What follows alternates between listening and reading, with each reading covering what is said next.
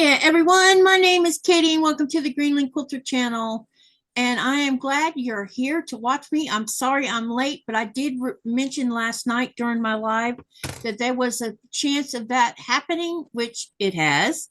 And I just got home just 5 minutes ago. So I still don't have everything set up, but I'm working on it. I still got to get my other camera up and running. But I wanted to let everybody know I'm here, and as soon as I get this other camera up, we can get on with things. So let me, I'm trying to see. Oh, here it is. I'm trying to see what I'm doing is what it is. Okay. So, I'm not sure I had sent a link to, Nikki says, I just smashed that like button. Hi, Nikki. Welcome, welcome. Hello, Denise. Hi, Sherry. Good to see you. Hi, Mona. I hope you're doing good. Let's see. We got Denise in here. Thank you for coming in. Hey, Robin Marie. It's so good to see you here. And yep, I'm late. That's right. Okay, and let's see. Oh, and hi, Linda from Irish Cell Lady. Okay, I think so far I got everyone. I don't know how many people are sitting in here right now. We'll figure that out directly.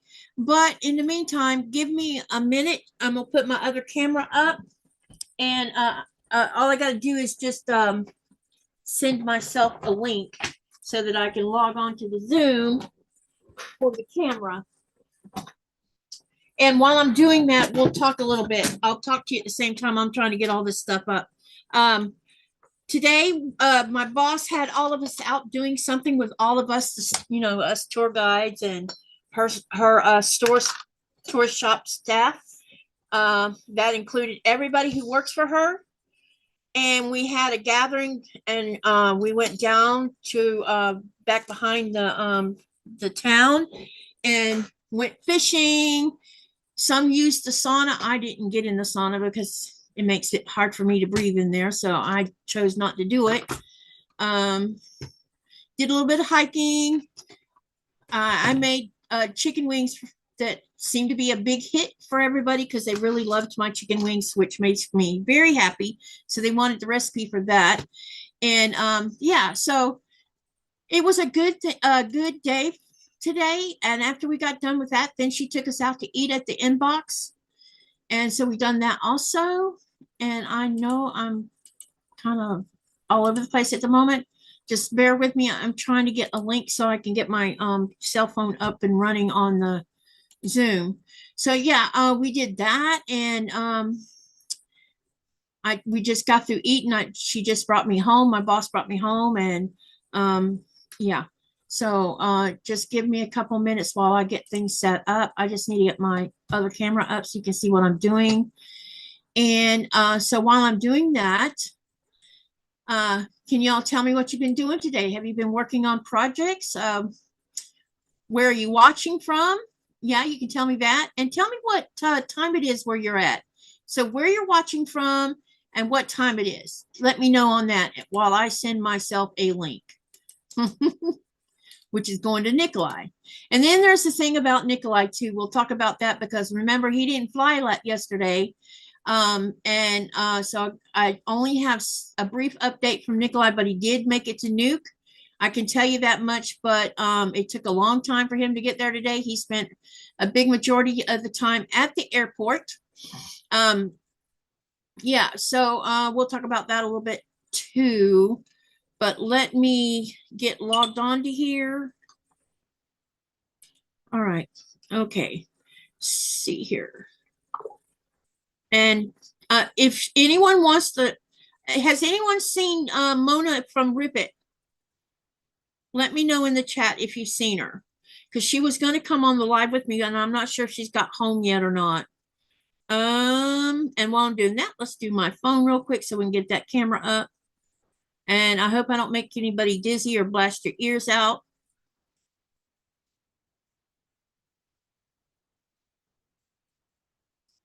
Or not.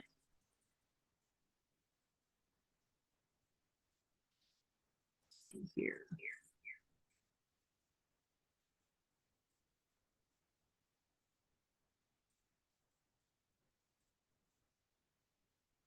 Get this camera on horizontal. Yeah, we got that done.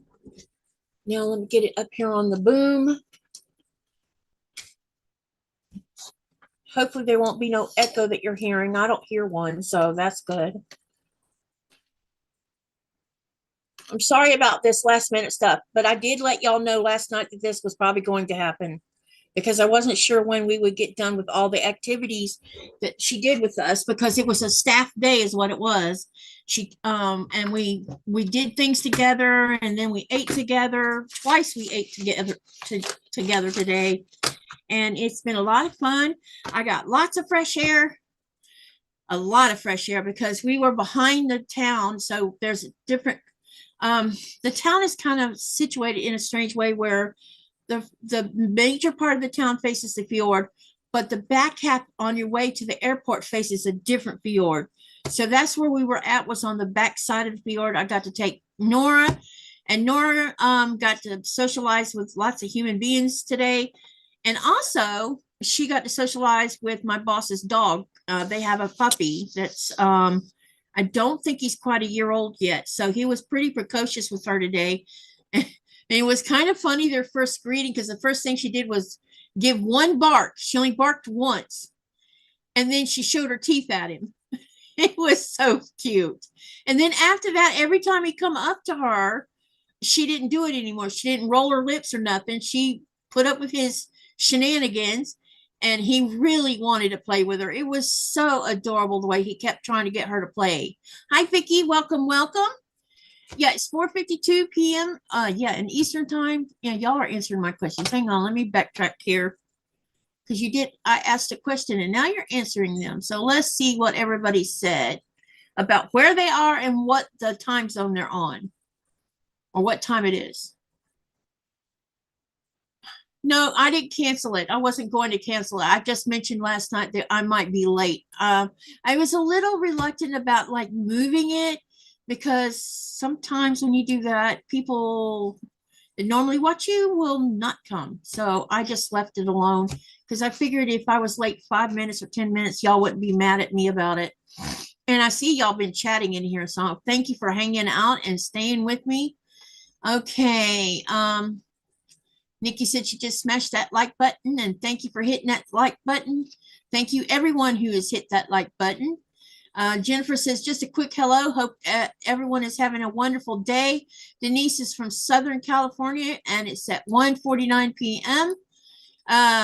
Jennifer says it's 3:50 in the afternoon, and it's 92 degrees in Alabama. Hey, what part of Alabama are you? You don't have to be specific, but my mother was born and raised in Jasper, Alabama, and my cousin lives in Jasper. So are you anywhere near that area? And Robin says it's 4:52 p.m. Eastern. Hi, Vicki Bush. It's good to see you. What was the dog's breed? He is a European Cocker Spaniel. So he's got that I don't know if you noticed or not, but there's another type of Cocker Spaniel that is called the sporting Cocker Spaniel. And this is what they've got, is the sporting one. It's a European one.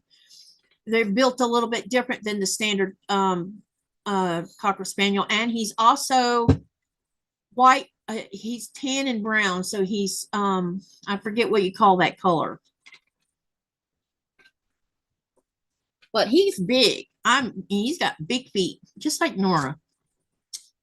Okay. All right. Okay, let's see. For those, I think most of you are regulars in here. Is there any new people in the channel that's not been here before? Let me know in the chat.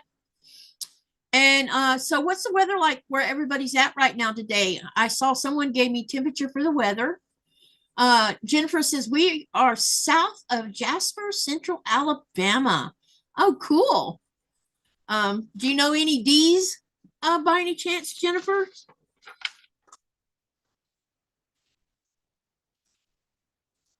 Because that's my mom's family, is the D's family, and they're pretty big. I mean, my mother was one of 13 kids. But they were very poor because they were cotton croppers. So that's what they did for a living, was crop cotton. All right. So last night, if you remember right, I finished off my trailblazer here. Let me make my finger go where it's supposed to go. Right there. That one was for trailblazer with using the Hoffman Boutique's copy shop with additional colors added in that I'm allowed to use. And now tonight we are going to sew this same block here, only we're going to use the heirloom wovens, which are very specific. I'm only allowed to use what came in that bundle, and that's it. So this one I'm gonna sew tonight. I cut it out last night during my live. So tonight we're gonna sew it, and then we're gonna talk about the next block that I'm gonna sew, which is going to be yeah, I'm trying to remember what I think it's Kismet, and we'll talk a little bit about that block because I'm going to probably it's going to be a little bit of a struggle to do that block based on the colors I have to work with, but we will get it done and it will look very cool. Hi, Loretta. It's good to see you. Sherry says, ooh, 105. Oh my God. Vicky says, it's fixing to rain and thunder here in Jacksonville, Florida. Yeah, Jacksonville, Florida. I have been to so many times. Oh my gosh. Because I used to live in Lake City. Denise says, I thought you were not encouraged to have dogs in your town. That's not what I said. I said you could not breed in our town. It's a law in Greenland, no breeding. They do it. Some people still do it anyway because they don't get their dogs spayed or neutered. In my case, my male was intact, but my female was spayed before Coda passed away. And Coda wasn't off wandering the neighborhood because I had total control over him. But you're allowed to have dogs. You just can't breed them. Yeah. What Sherry said. They can't get yeah, there is some people who hasn't neutered or spayed their dog. And so there's a little bit of mixed breed going on here and there, but I've noticed over the last 5 years that the amount of stray mixed breed dogs is dwindling. So maybe they've been cracking down, or either the police have been picking up these stray dogs and doing what they're taking care of the situation. That's about as much. I don't want to get into a big, huge argument about why we don't have a dog pound here. We can't afford to have one, basically, is the dog. So they're dealt with in a way so that they are not starving half to death because they're stray dogs. Okay. Yeah. Yeah, at least a female, Sherry. Yeah. Because when you bring a female dog into Greenland, you sign paperwork agreeing to have that female fixed. Like when I brought Nora into Greenland, well, my first female that I brought here was a mixed breed that I had from Florida, and she was already spayed. I had her spayed at 2 years of age. And so when she passed away, that left me with just Coda. So we got a Dotson female. And I had her fixed a year after I had her. When she had her second heat cycle, she was spayed. And then because you sign a paper saying that you're supposed to spay that dog, and you can get fined or the dog can be taken from you if you don't do the rules. But do they police it? Not as much as they should, I think. But we're not there's, yeah, we just don't have vets here. We used to have a vet, now we don't. So yeah, there's that issue also. It's not because we don't have no vets, it's a rule about spaying. Now we have a vet in Nuke, but now they're starting to, there's a girl that's a veterinarian, and she's like a traveling veterinarian, and she's been coming through here the last year, about 6 months apart. So she should be due to come again in 2 months, maybe 3, I think. And I'm hoping to catch up with her because she will post something on her Facebook page because I'm attached to it. And I'm going to let her know that I want her to sedate Nora to cut Nora's nails really short, because Nora won't let me cut her nails. And so they're excessively long right now. Okay. Mona says she's here now. Hi there. Hi, Mary. Welcome, welcome. From Appleton, Wisconsin at 81 and sunny, not too humid and a little breezy. And Loretta's here. I already said hi. Okay. All right. Let's get to sewing, and then I'm going to ask another question. Yesterday, and I'm going to ask it again today because I didn't really get that much of an answer. What is your favorite quilt block that you like to make? Let me know while I get on this task of sewing. Remember, this is what this is going to look like.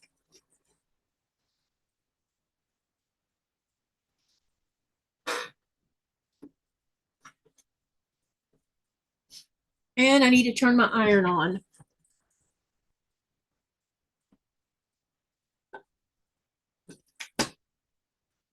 Okay, so we're going to be working with the wovens. Yesterday we worked with the batiks on this block.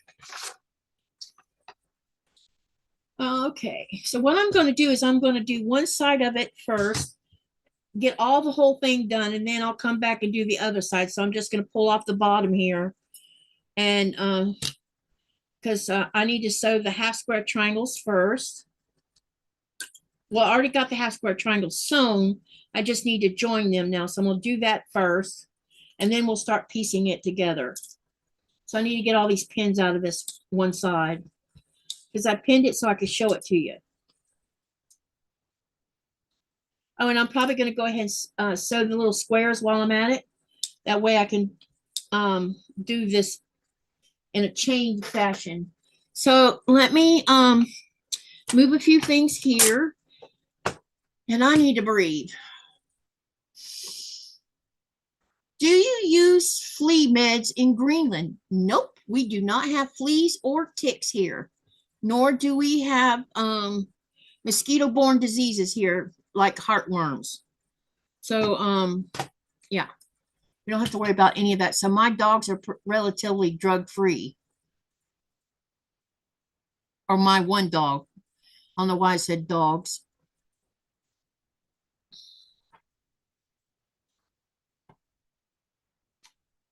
Used to be dogs, but now it's not. And I think before I sew these half triangles together, I'm waiting on the iron to get hot. I'm going to go ahead and press them so these half square triangles are laying a little bit flatter because I'm not satisfied that they're flat enough from just finger pressing. So we'll go ahead and take care of that right now.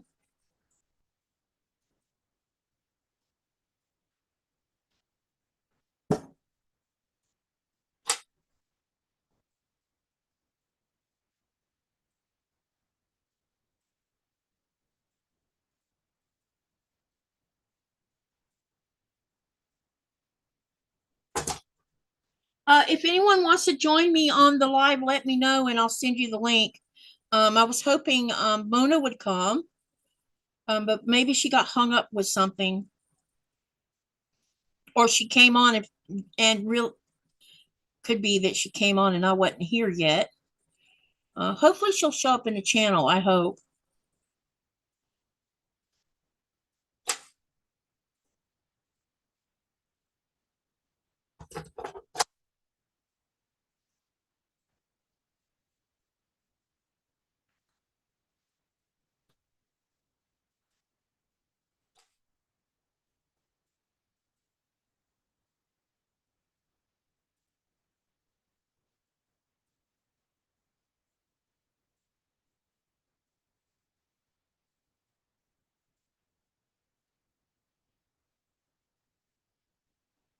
Okay, so while I'm doing this about Nikolai, y'all know that he didn't fly yesterday because the airport was closed at 4 o'clock. And I guess it's because they were short. Something is wrong here. No, it's not. I thought it was, but it's not. Okay. They were short staff yesterday, so they closed the airport early. And so his flight got canceled, which I think is not cool. But anyway, so this morning he was here at the house until noonish, and it was time for me to go join everybody. And he went to the airport, and he sat at the airport until he could get a seat on one of the flights from today. So as far as I know, he is in Nuke, and he said he would get a hold of me, or he'll let me know what all happened today. As far as how, because it seemed like he didn't get in the air until six something, which I'm not sure of exactly. Okay. Vicky says she likes the churn dash. And hi, Bud Files. It's good to see you here. Cindy says I actually have 2 friendship and hourglass blocks. Mona says she's listening when she's not running. And Robin says she likes a log cabin and courthouse stairs or steps. Sorry. And Nancy, hey, Nancy Baldwin, how are you? She says, I don't have a favorite quilt block yet. I am a new quilter and I'm making my first quilt top. It is Teresa Louise's pattern called the Friendship Block. Oh, cool. Awesome. Welcome to the channel and welcome to sewing. And Mary says she likes a disappearing pinwheel. I need to learn. I need to make a disappearing pinwheel because I've never done one. So that'll be something interesting to make. Anyone else got a favorite block they want to share with us about? Let me know.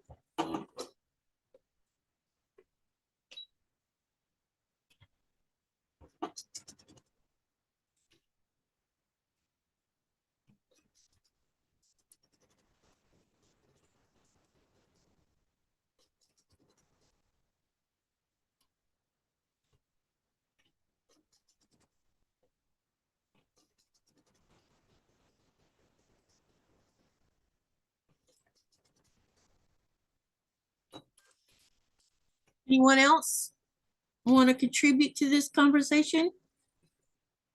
What block do you like to make? What's your favorite?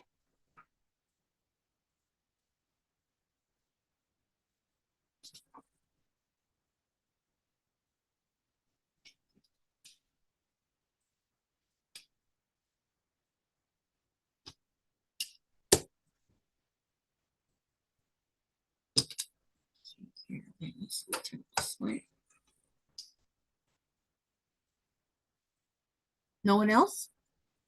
Okay, let's ask another question then. What colors are you using in your latest project?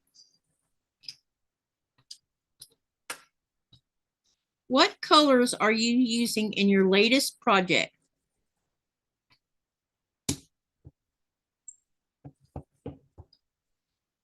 I haven't got my poll up yet either.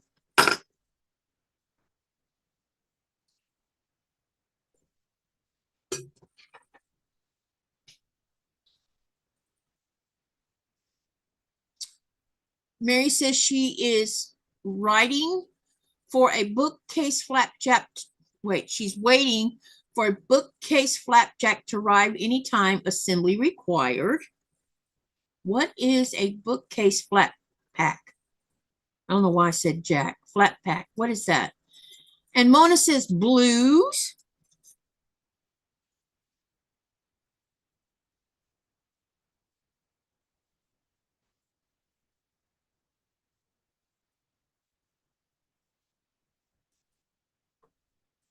What colors are you using in your latest project?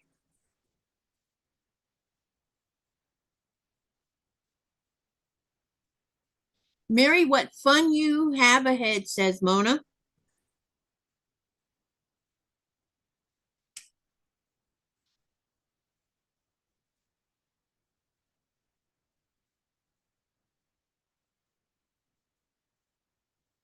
What colors are you using in your current project? Vicky says fall colors. Sherry says no current. I better get busy. Yeah. Robin says my favorite quilt face I've made is the bark jello. I was told I couldn't do for a first quilt, so I did it anyway. And Cindy, that's cool, Robin. Cindy says red, green, and blacks.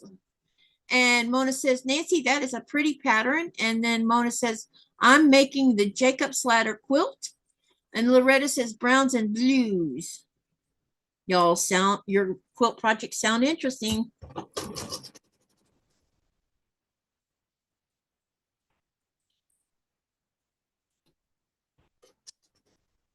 Okay.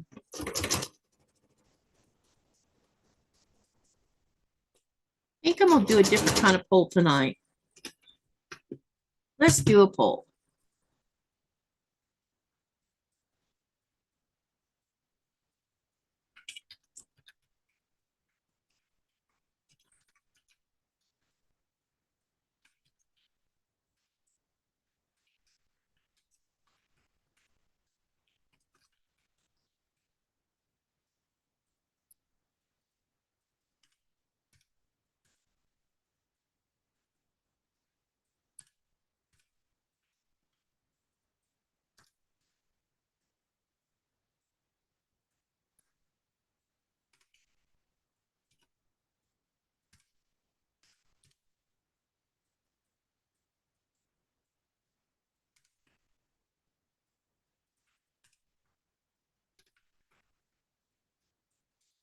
Okay, here's the new poll. How many WIPs, and when I mean WIPs, I mean current works or UFOs are you currently working on? And then there's a choice of which one you choose when you vote. Okay. Nancy says pink, green, and yellow. Oh, that sounds like fun. And then Mary says, I'm using all the colors because it's floral fabric on white. Okay. That sounds interesting too.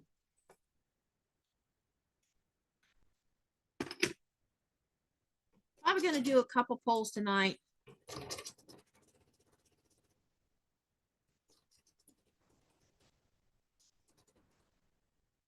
And I also, the other thing I was going to mention to you guys is we did a spring project that I designed in my head, which, you know, turned out to be, we could get it done within a few weeks instead of the year-long thing. So I'm trying to decide if I can do a fall project, but I don't have anything in my brain right now that could qualify, you know, I don't have a design in my head, put it that way. But I was thinking either we could do a fall project or we could, I can go over to Fat Quarter Shop and see if there's three or maybe choose between four freebie medium size, you know, less complicated. I don't know. Maybe we should do a poll and see if you want to do a freebie pattern that might be medium to not so busy, you know, hard to do, or do you want something with a little more challenge? Or do you want to wait until I figure out what I can design in my head? Because right now I don't have a design in my head, which is strange. I kind of want to mess around some more with layer cakes and charm squares because I've been on that kick lately. But yeah, I'm interested in what we can do with that. Okay. So my question, yeah, y'all are doing the poll. Okay. Yep.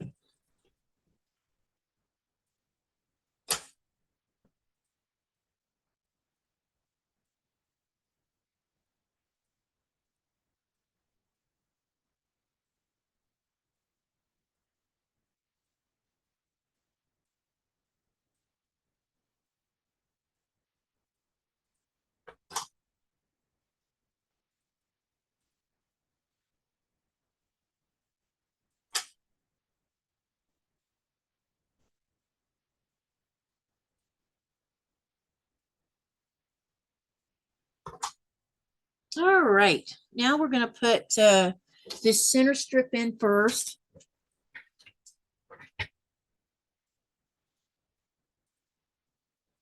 Hey, Andrea. I was wondering about Andrea too. I even mentioned you last night because I hadn't seen you for a hot minute. I hope everything's okay with you.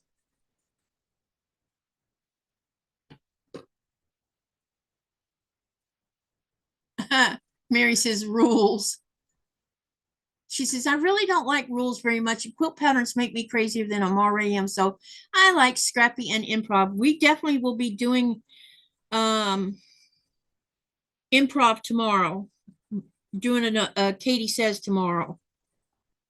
Then Saturday, I'm going to Connie's going to be here from Patchwork and Quilting. That the person who the nice woman that I did the podcast interview that went live this week.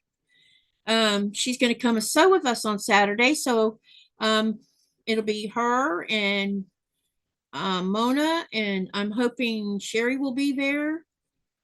Um, and I don't know who else will be there, but I want everybody to welcome Connie because she's a really nice person, and it'll be sweet, really cool for everybody to get to know her because she's really nice, for real, really nice, and very down to earth. And it'll help her. She'll get a chance to meet other quilters.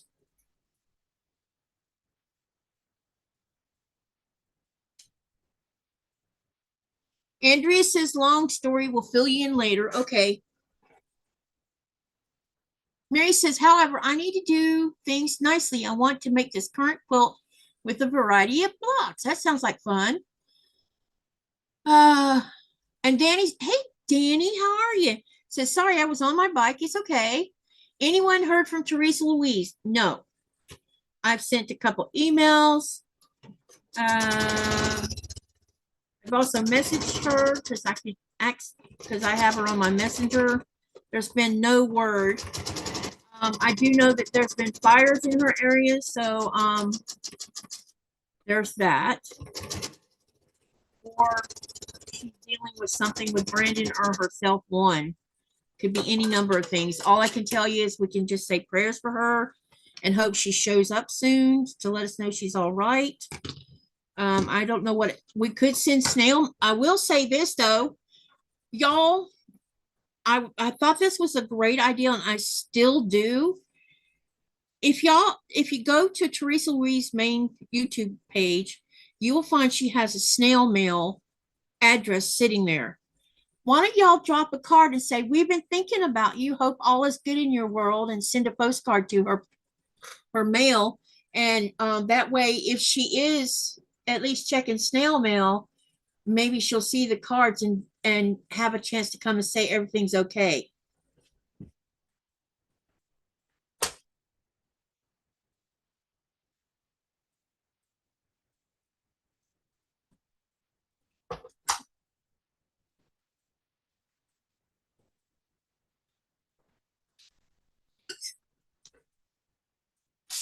Or she's picking huckleberries. Yeah, but huckleberry season didn't start. No one's seen her since right before I went to Denmark. And I don't think huckleberry season started in July, not that I know of anyway, but it might have. I don't know. What do I know about berries? I know our berries don't come into season. Well, they're in season right now. Actually, it's August. And Nora, she gorged herself on crowberries today. That ain't the only thing she ate, though.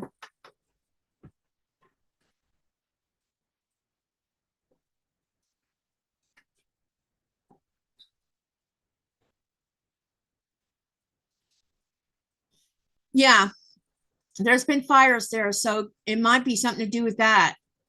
We have no way of knowing until we actually hear something from her. But I'm not going to assume the worst, and I'm not doing that.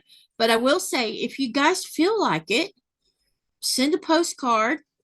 Say we're thinking of you and hope everything's okay, and just put it in the mail. A postcard's cheap.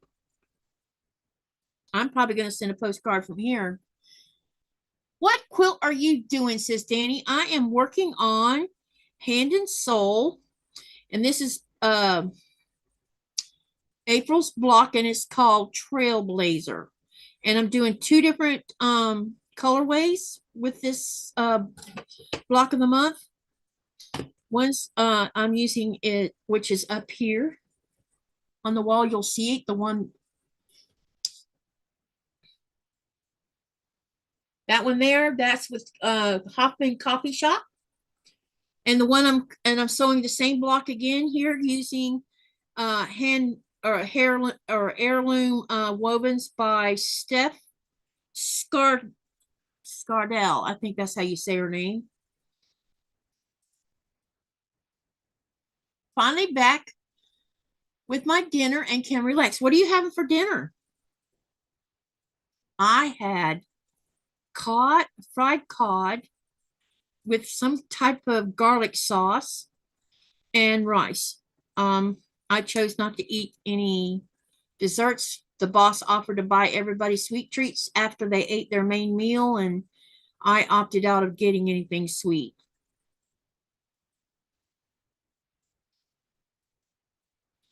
Let's see here. Danny says, cool. Sherry says, Andrea, did you get the book from Amazon I had sent you? It would have arrived while you were away. And Danny says, really cool. I will be on every live. Thank you for that. I appreciate you so much. I appreciate all of y'all for hanging out on my lives. And thank you for not leaving before I got the live started today.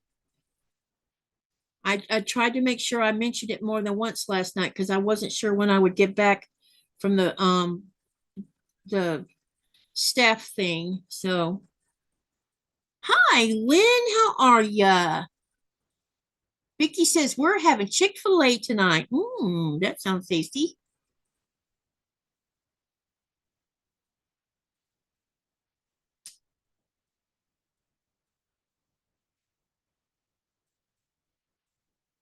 I thought she said there was a relative with some health issues. Maybe she's helping them.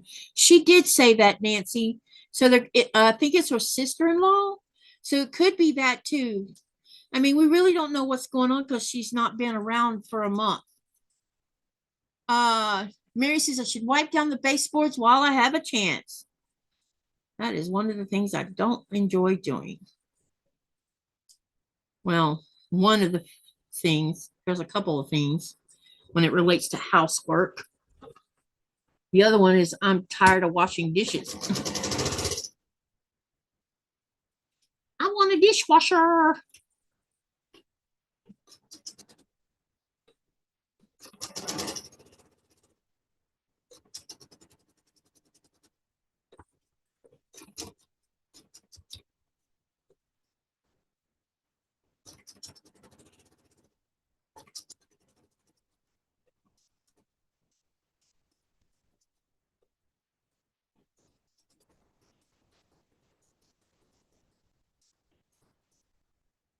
All right.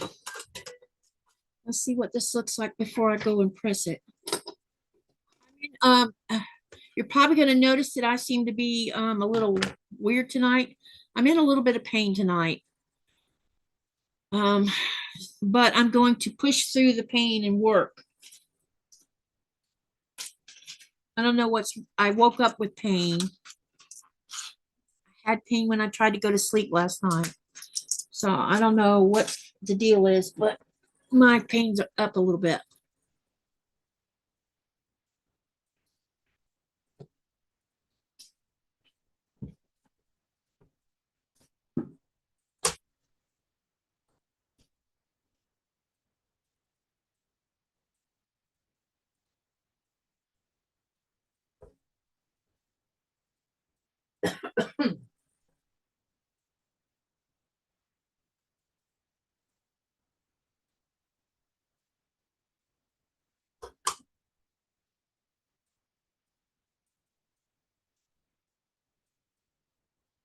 Pressing this is what I'm doing, and I'll be right back. I'm just getting this done.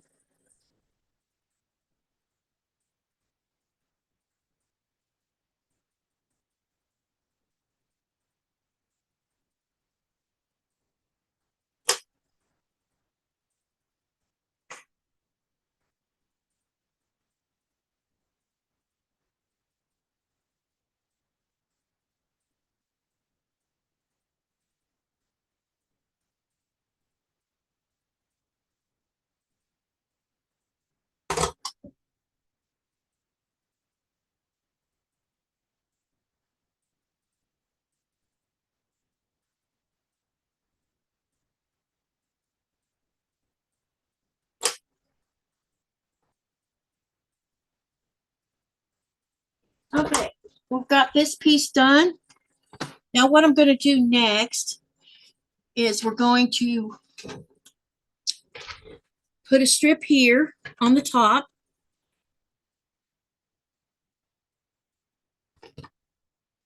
I need it.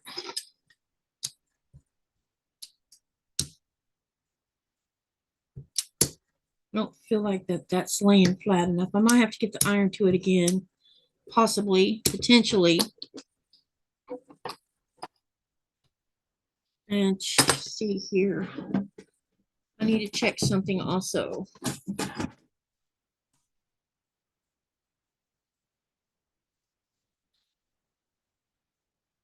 Okay, it's all right. I thought it was off, but it's not. Okay, so what we're going to do next is we're going to sew this on the top right here. And then we'll put the bottom half together and then attach it to this.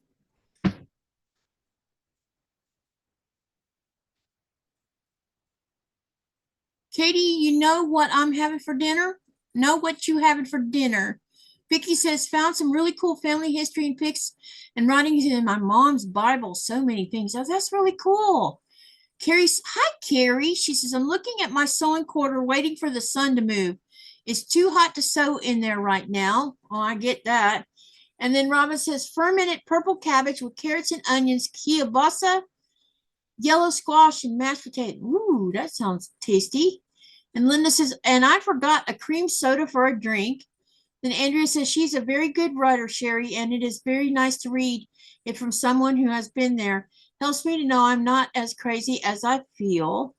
And Sherry says, Vicky, a lot of family wrote in their Bibles.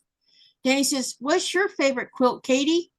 And then, what's my favorite quilt? Well, the Sugary Dew Bernina is one of them. I know I want to do either a Judy Niemeyer or a Jacqueline D. Jung. I think that's how you say her name. I would like to do one of those because it's, full of color. And you get to do paper piecing in a most interesting way.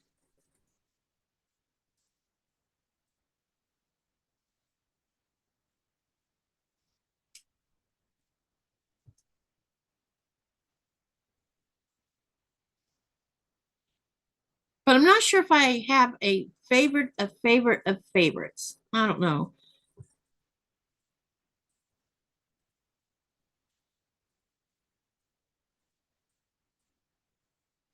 Because I've also been I've pattern tested a couple patterns. Like I've tested a pattern for Andrea of Mama J Enterprises. I've tested a couple, one of, I think just one of her patterns. I think. Um, but I also been designing my own a little bit too. They're not nothing special, but they're fun to because it's definitely challenged me to design something. And the other thing is I'm still not good at writing. Andrea is helping me with the writing because I can't explain it in text as good as I can sitting in front of the camera. So I'm still in the learning process of that kind of thing.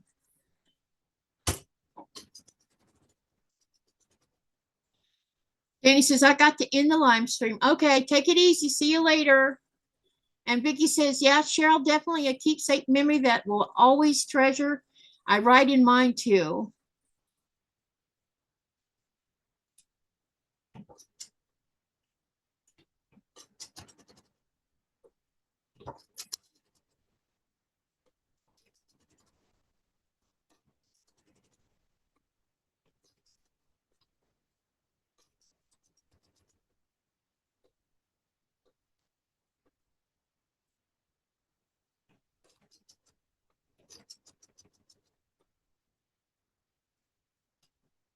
Yep, I tested the modern tumbling blocks for Andrea. I've also tested a couple of quilt patterns for So Becca as well. One of them is a star one, and I can't remember what the other one was called.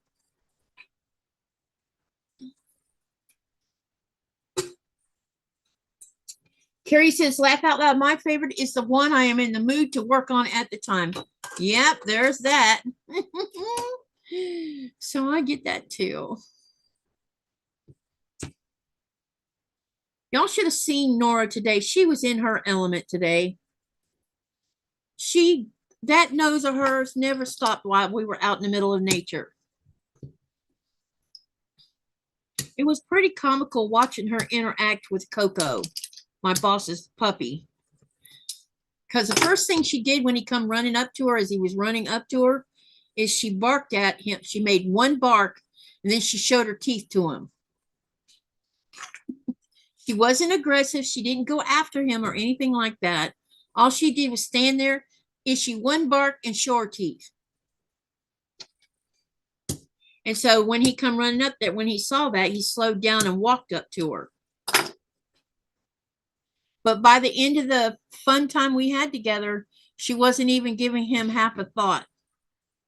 Okay, we got this part done. Now what we're going to do is we have, yeah, hopefully you can see this.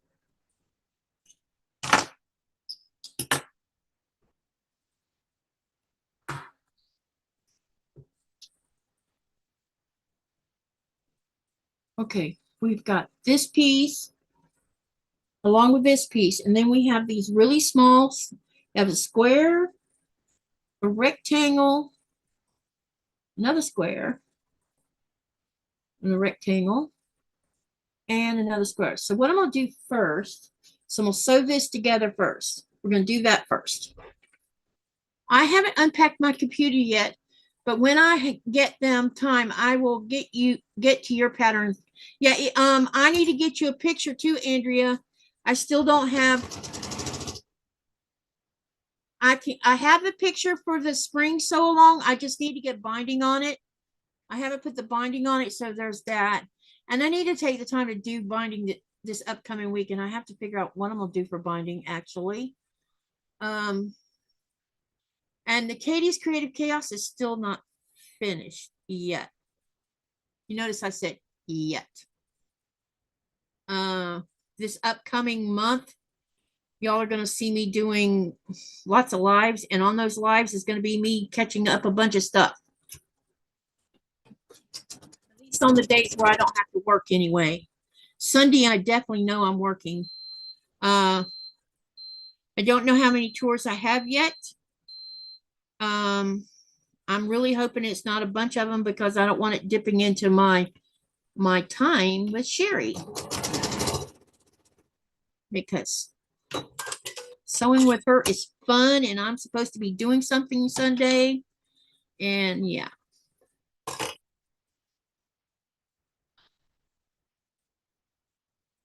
Hi, Brenda. Okay, let me ask another question.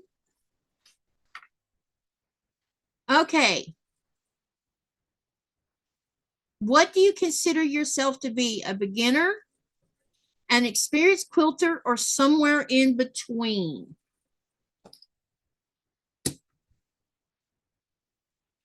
What do you consider yourself to be? A beginner, an experienced quilter, or somewhere in between?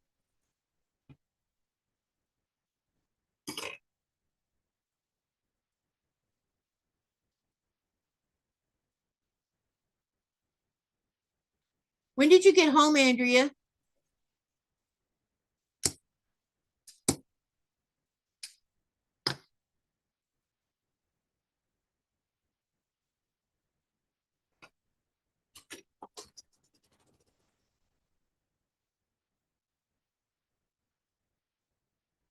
Hey, Candace. Candace says she's intermediate. Sherry says, just let me know when you know, Katy. I will. Y'all know that the highlight or the height of tourist season is about to begin, which means this month is going to be insanely crazy. And add to that, I plan on doing a bunch of sewing too, so I'm going to keep myself busy. And then September, I'm probably going to slow down just a little bit. I mean, I'm not going to stop doing my regular lives, but what I mean is I might not be doing tons of lives every day of the week. Because there's something, there's a couple things I need to accomplish in September. One of them is I need to get 2 more quilt tops ready to go to Denmark. And I have to make a decision on which 2 I'm going to send. I'm hoping it'll be these. I really am hoping.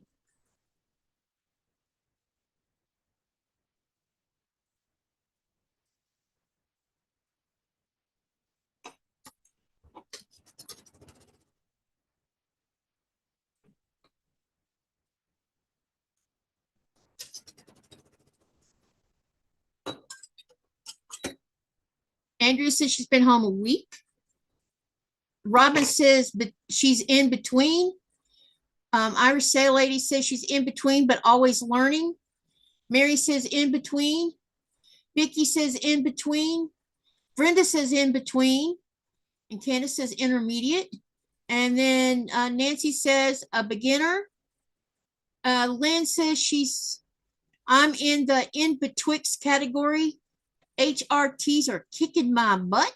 And then Nancy says she's a beginner. Carrie says in between for her. Ah, nice selection of different levels of quilters in here.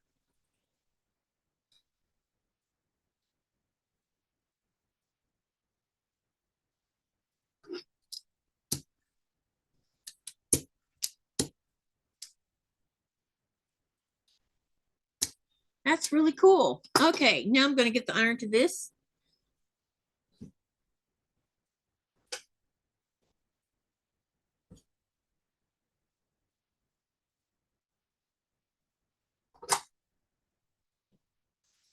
All right.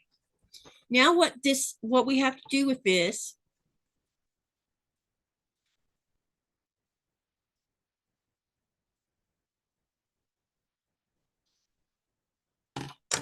is we're going to put this in the between these 2 rectangles here. And then we're going to sew them. So I'll start by sewing one side first.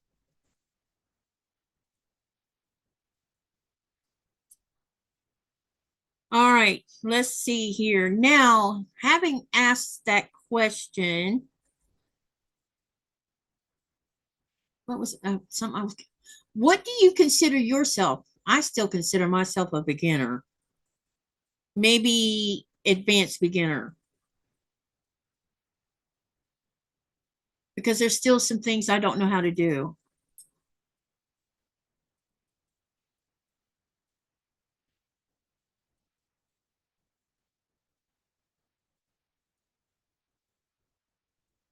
I don't know that I consider myself intermediate yet, but maybe by the time I'm finished with Alice's Wonderland, maybe I'll feel better about that idea.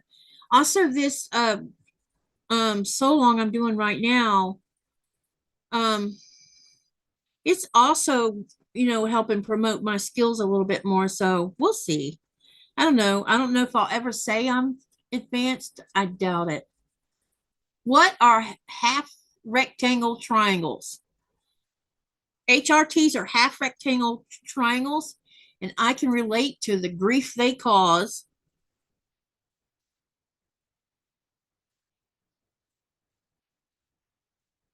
All right. Hey. Oh, look who's here.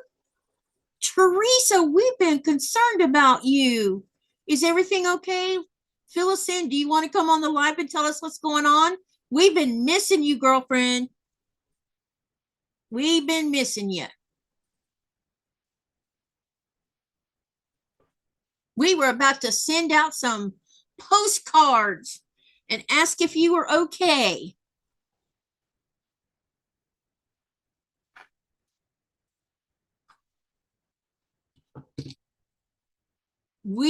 All of us have missed you. So good to see you. Do you want to come on the live? Let me know.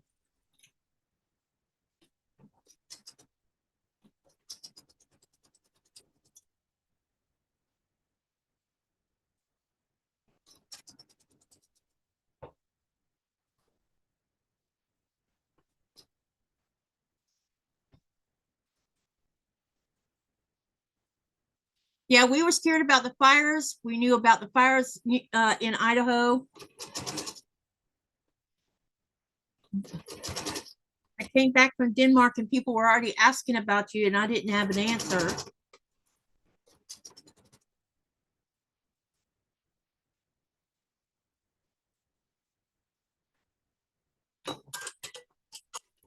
Teresa says she's okay, doing good. Is the fires near your house?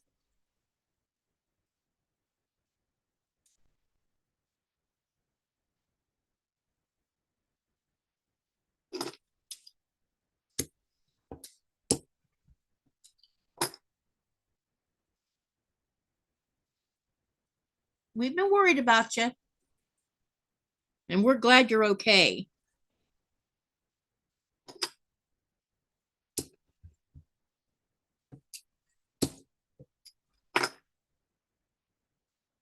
All right, let's get this other side sewed on.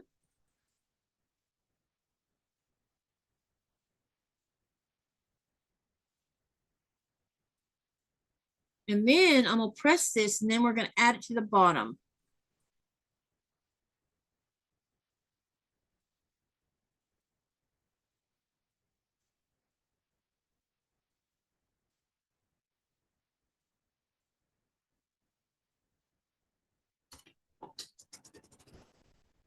No fires near the house, but lots of smoke.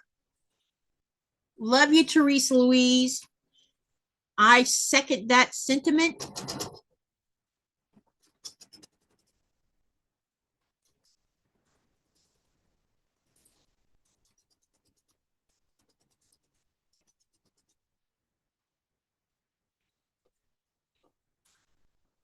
Been taking care of medical stuff. Okay. Okay.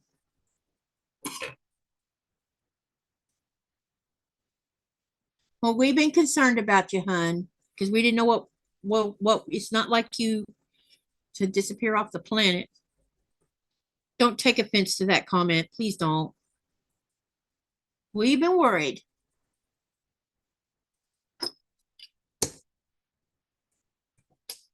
You're part of this community and we all love you.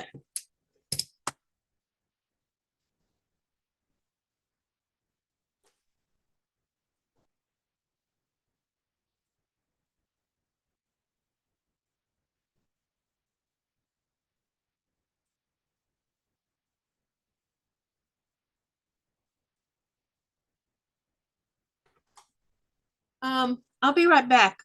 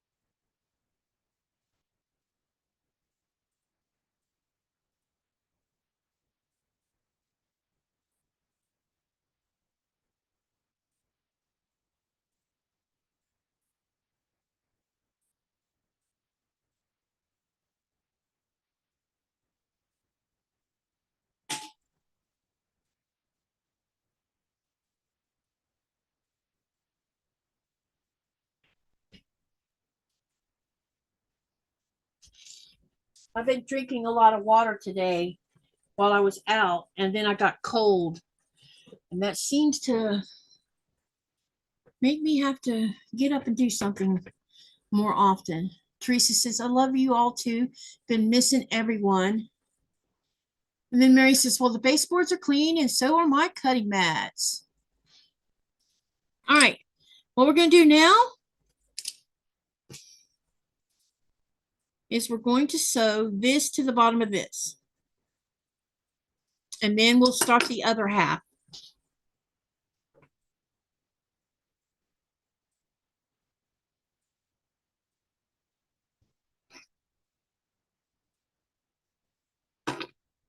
Okay.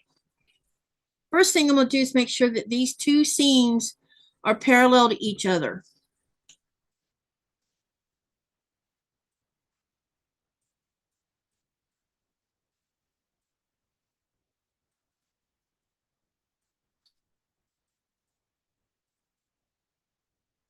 Okay, we got that one in. Let's get this other pin in.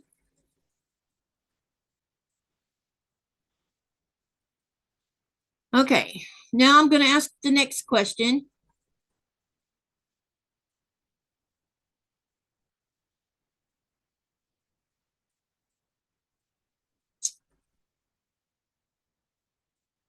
As soon as I remember what it was I was going to ask.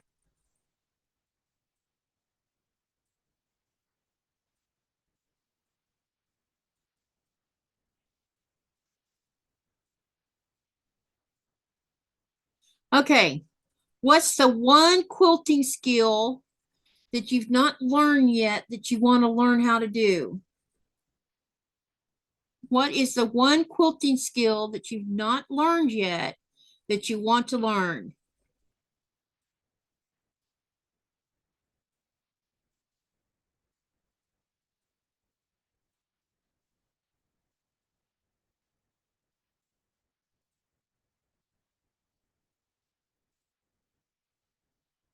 What's the one quilting skill that you've not learned that you want to learn? I know what mine is.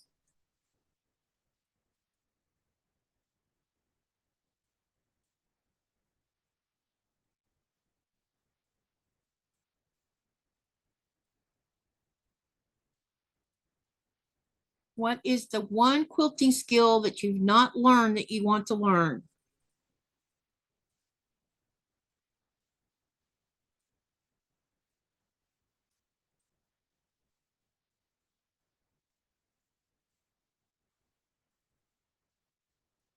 Learn or master? Learn. Well, I don't know if there's a difference between mastering and learning. That's a very interesting concept. What's the difference between learning and mastering something? We're going to have to talk about that, and I'm going to write that down so I don't forget it.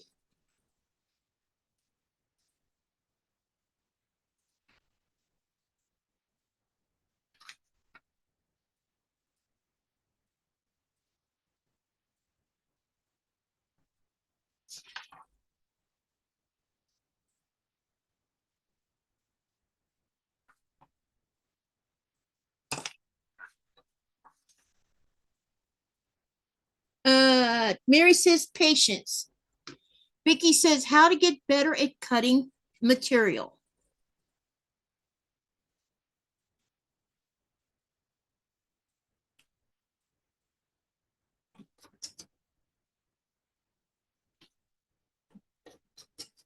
What is the one skill you have not learned that you want to learn?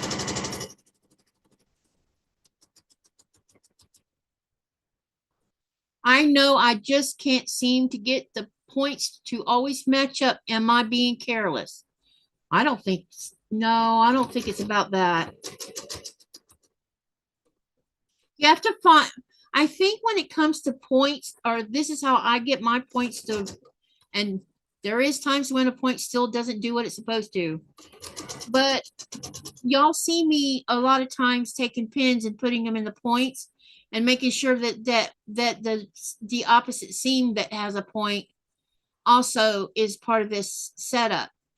Um, I don't do it without using pins, and that's how I get more better points. But every now and then, I still maybe I get my point a little too close to the seam, and I don't think that's being careless. I just think that sometimes the fabric moves or your machine, I don't know, takes up a thread more than you thought it did with the 1/4 inch seam allowance. It could be any number of things. I don't, yeah. What is it called when you quilt yarn down the quilt? Oh, that's a good question, Brenda.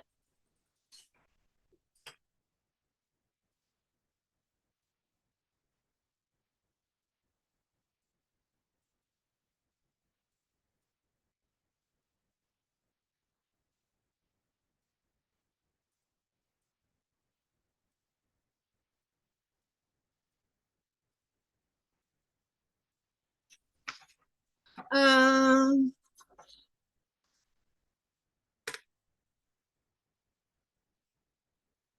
Hi, Donna. Donna says free motion quilting. And Lynn says, I'd say half rectangle triangles and top sewing the binding of the quilt top while on the long arm. Saving a step would be great to know how. Lynn says FPP. Brenda says, what is it called? Yeah, I already read that one. And then Nancy Baldwin says, cutting material for me also. Sherry says couching is what, or courting. Well, couching. Mary says courting. But Carrie says couching, she thinks. And Mary says couching, that's it. And Brenda says, that's couching. I'd like to try that. That sounds like an interesting thing to learn. Anyone else want to contribute to this conversation?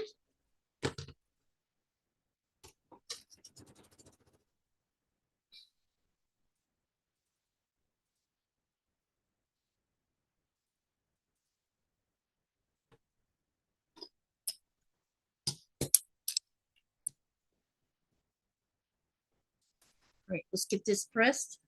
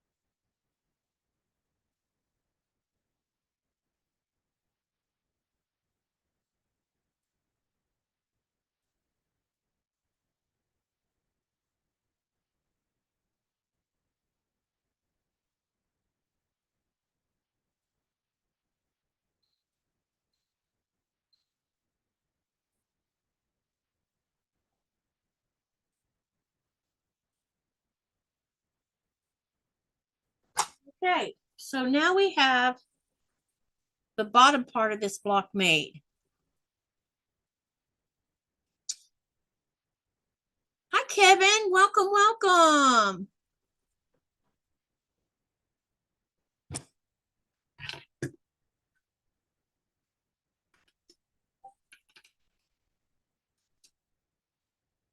So, as you can see, it looks pretty good.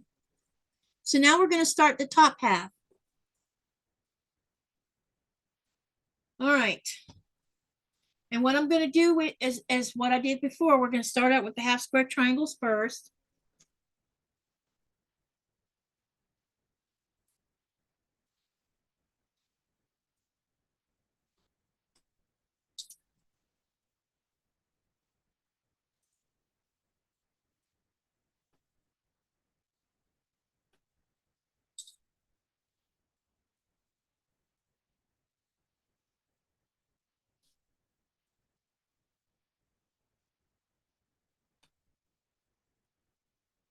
Okay. Let me get them laid out here the way they're supposed to be.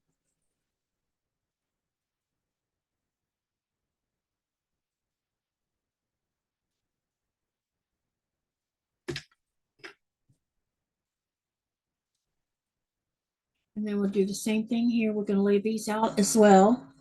And we'll sew these first.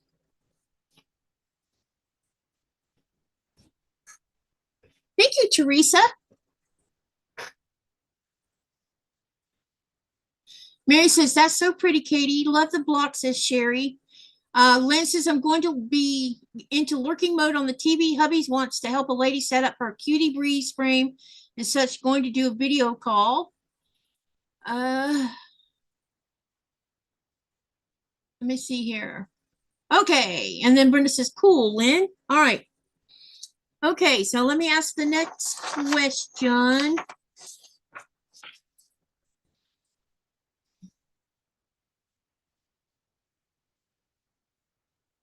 And make sure I turn these blocks the way they're supposed to be. Something doesn't look right. That's because it's not right. Oh, here we go. Never mind. It was just the one that didn't look right. Okay. All right. I hanker for a hunk of cheese, says Brenda.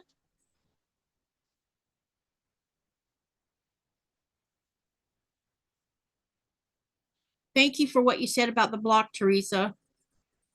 Okay, next question.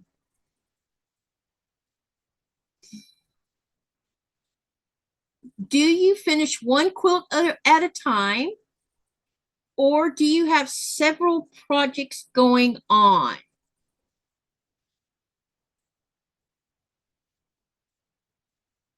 Do you make one quilt at a time, or do you have multiple projects going on?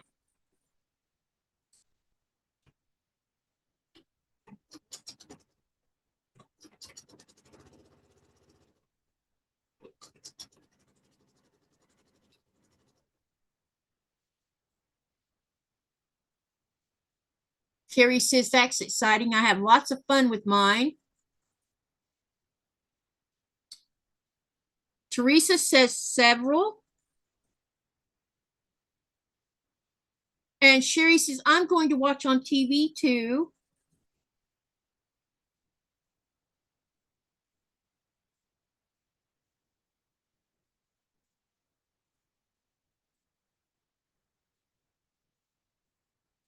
Vicky says several projects.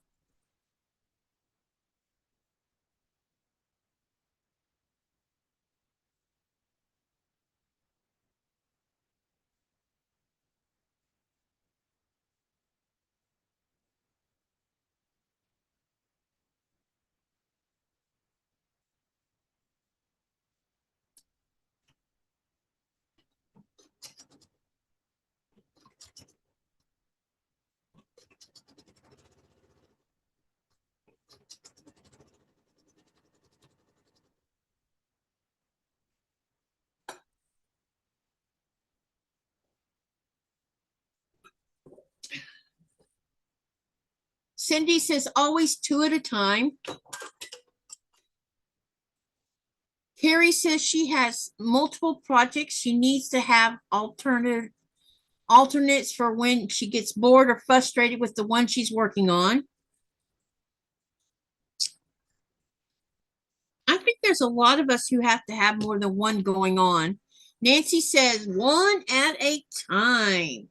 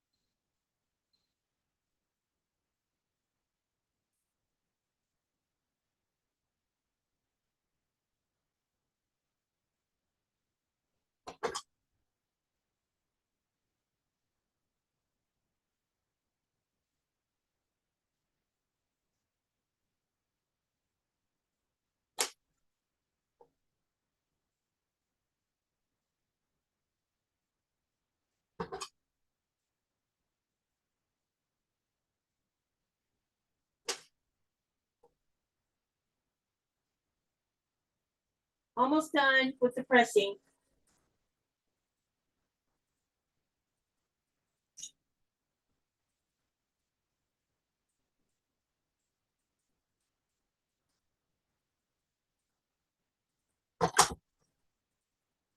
Okay.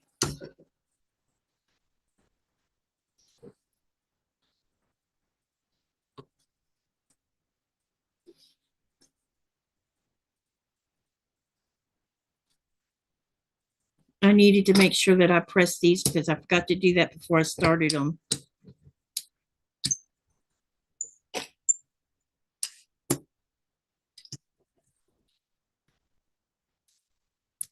All right.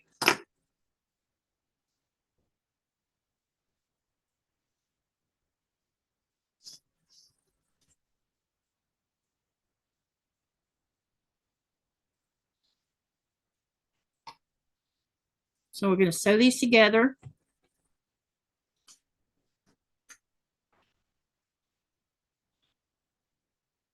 Lynn says beep several too many to mention.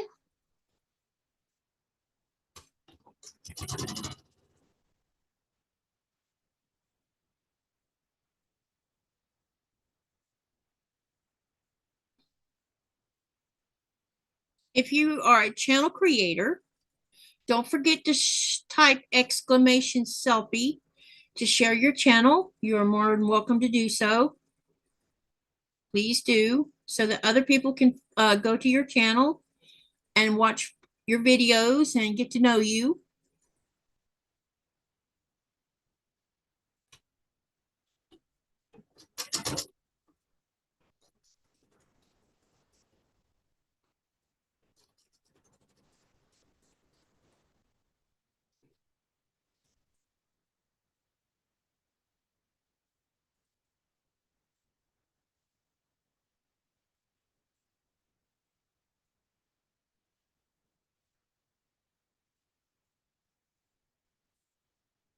All right, let's do another question. What is the oldest quilt you own? So you can either tell me the age of the oldest one, or you can tell me if you know what the name of the pattern is. What is the oldest quilt you own? Either the age or the name of the quilt, or both. Brenda says 2 or more years. I may get caught up on them. And then Brenda says, mercy, I have WIPs everywhere, too numerous to mention, thinking saving for retirement. Yay, there you go.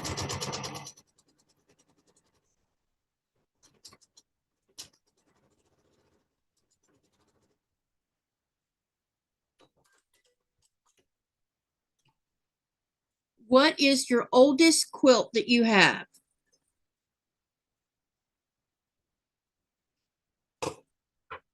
You can either tell me the age, or you can tell me the age and the name, what, whichever is easiest.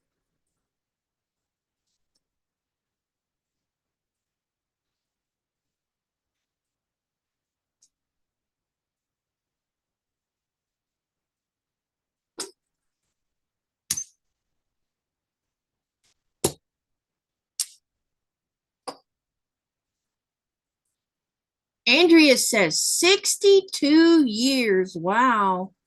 You have a quilt that's 62 years old? Mary says her oldest quilt is 5 months old. Nina says, Katie, please say hi to Elizabeth, my grandkid. She doesn't believe you're live. Hello, Elizabeth. Welcome to the channel. And yep, I'm live.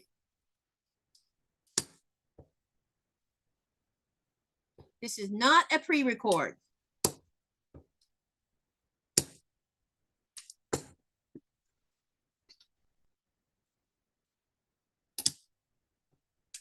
All right, let's go over here and press these.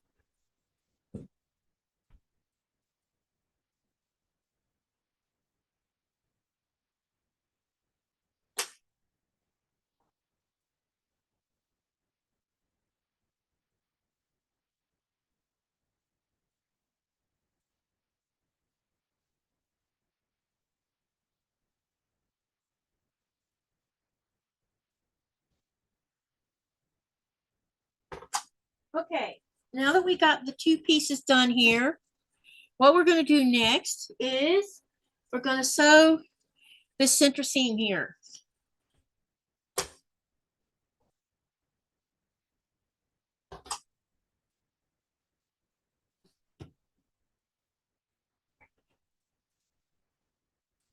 Nina says, thank you. Big smiles. You're welcome.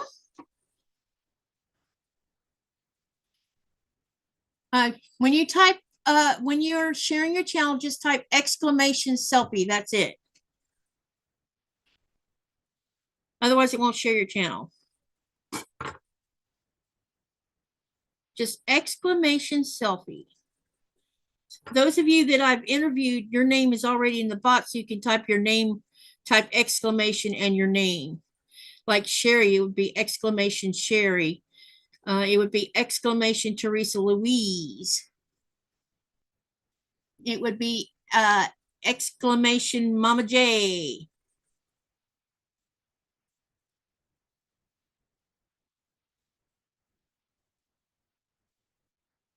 And Andrea says, if you remember from my interview with you, I showed you my first quilt and the one my great grand. That's right, you did. I remember. I just didn't realize it was, yeah. And I know you've been sewing for a long time.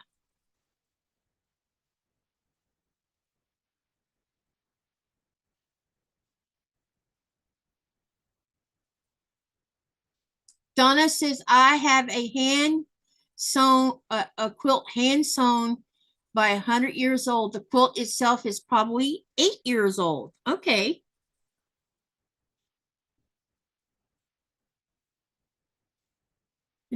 A 100-year-old lady.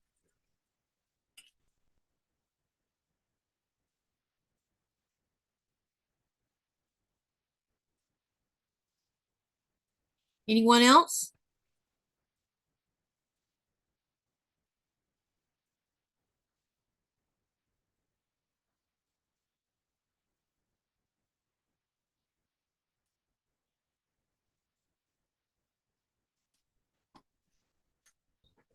Uh-oh, I lost my camera.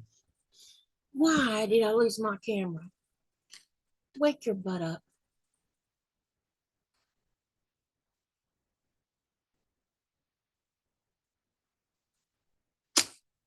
I don't know what's going on with my phone. Uh-oh.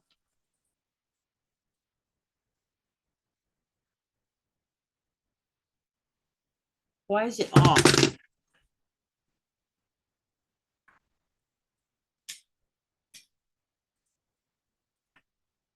Sorry, guys. Hang on a minute. I got to figure out what's going on.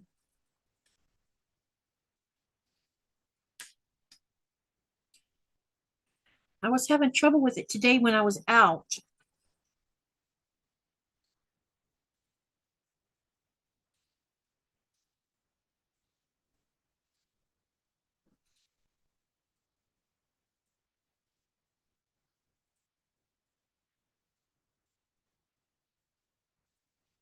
Brenda says, I suppose the quilt I made 11 years ago, sorry.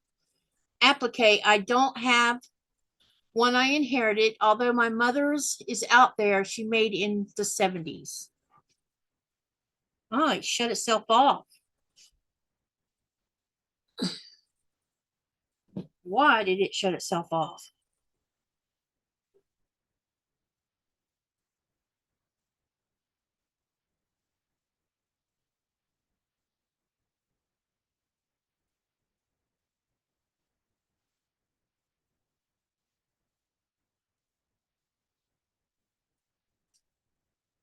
Apparently.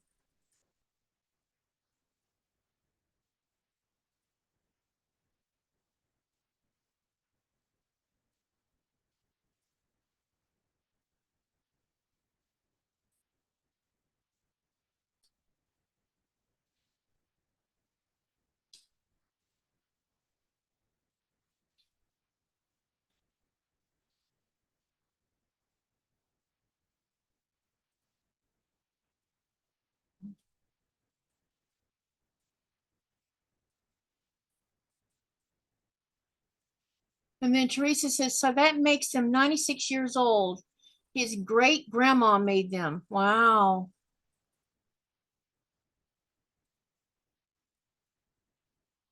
Teresa says, I have Brandon's uncle's quilts, and I think they were made in the 30s.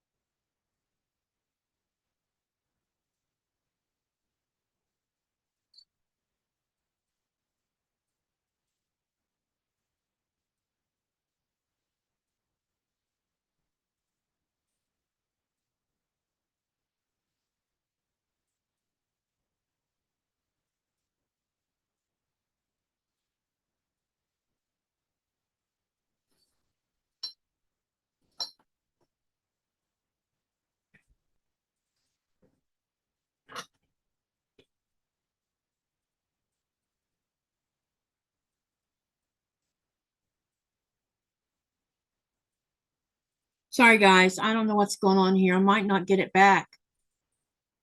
It's acting weird.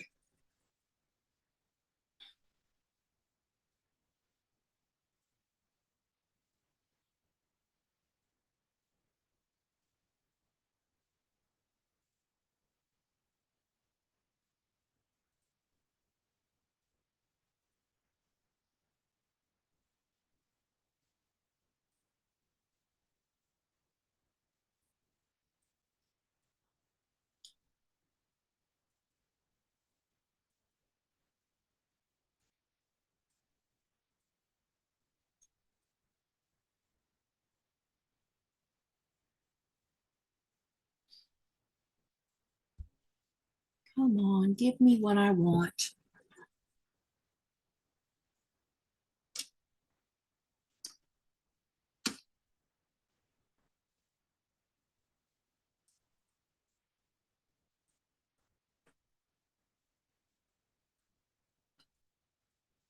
Okay, let's try this again.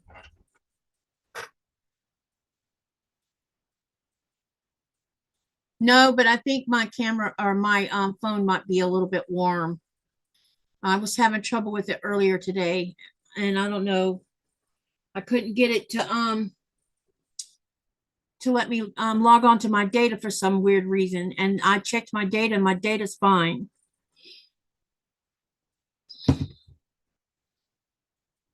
So I'm unclear as to what's going on with it. Mary says, I'm hungry. Be right back. And my chest is tight tonight. I think we're about to get some weather.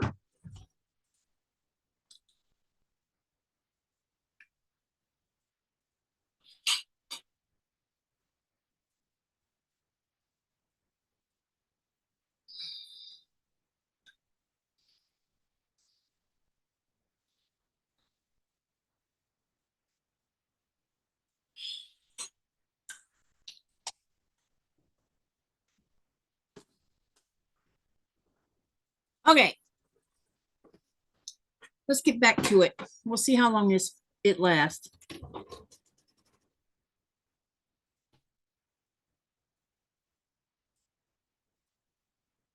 Okay. All right, let's do this.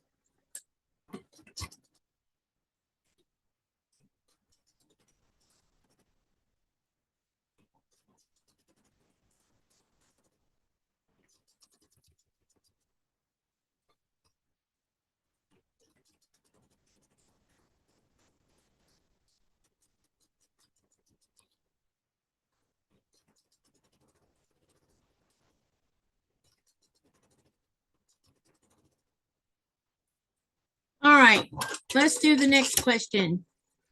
How many of you have made a quilt as a gift? I'm not talking about charity. I'm talking about as a gift to someone special. How many of you have done that?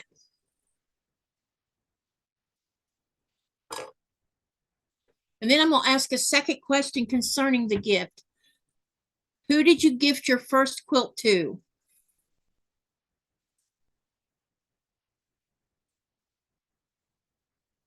Hmm.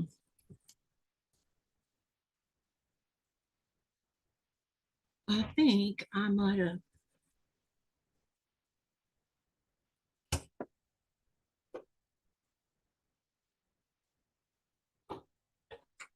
How many of you have gifted a quilt that was specifically made as a gift? And who did you gift your first one to? You know how many quilts I've gifted? Two.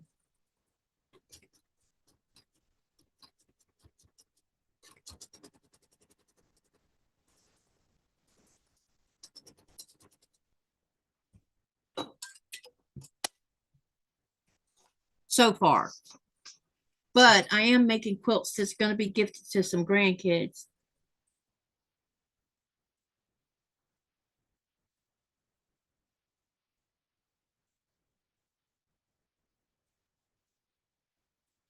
Sorry, I had to redo a seam and I got to rip out the other seam.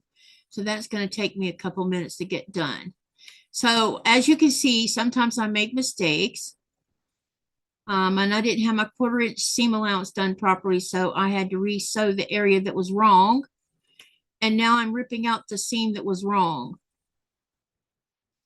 I already put in the correct seam so that all I have to do is just take this one seam out and it should be fine. Sometimes this happens because my eyes plays tricks on me.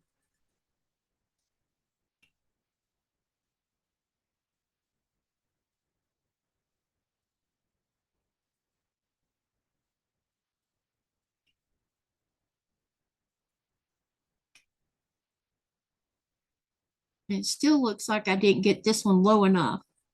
In fact, I know I didn't. So I'm going to redo this whole seam right here. Not all the way through, just part of it. I'm just going to rip this portion out and redo it. Because this is not a 1/4 inch seam. It's too small. And since my half square triangles are all got that 1/4 inch seam, it does matter in the grander scheme of this because you can see it. And then I'll go back and catch up on what ooh, Nikolai's not here to show a ketchup bottle. Oop. Oh, y'all are gonna have to wait till he comes back home for that one.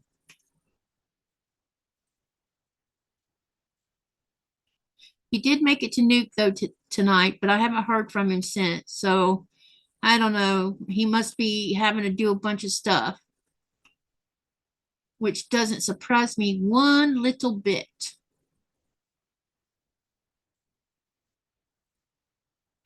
All right, let me see if I can get this ripped out.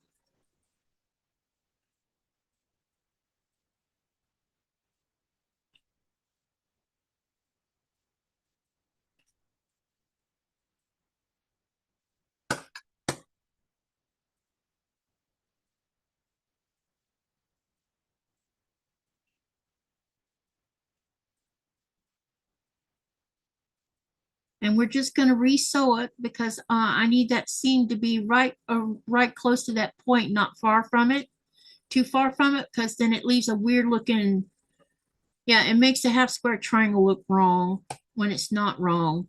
Just the seam is wrong is what it is. And all I'm doing is fixing it.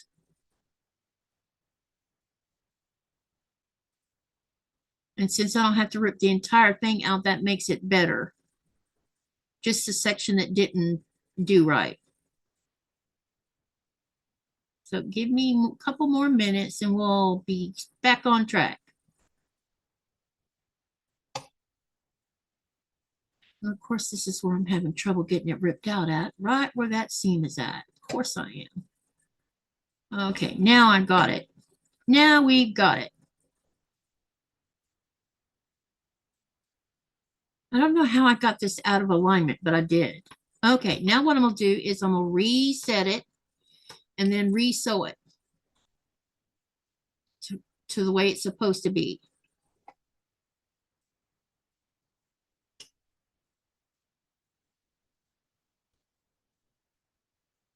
And then we'll get back to the question at hand because now I'm going to have to backtrack in the channel because I got distracted by this problem.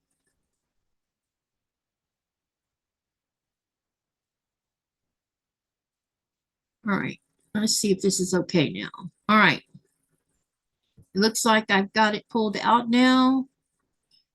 All right, now let me make sure I have this pulled back up the way it's supposed to be.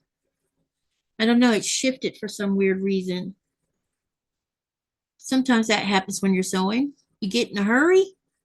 I wasn't really necessarily in a hurry. I just was being, I think, a little bit careless. And I didn't realize it slid over. But we are fixing it. All right. And all I'm going to do is join this to the original seam by sewing a 1/4 of an inch above it so that I have that overlap. And then we're going to go back through here and get that seam right where I wanted it at. And it's there.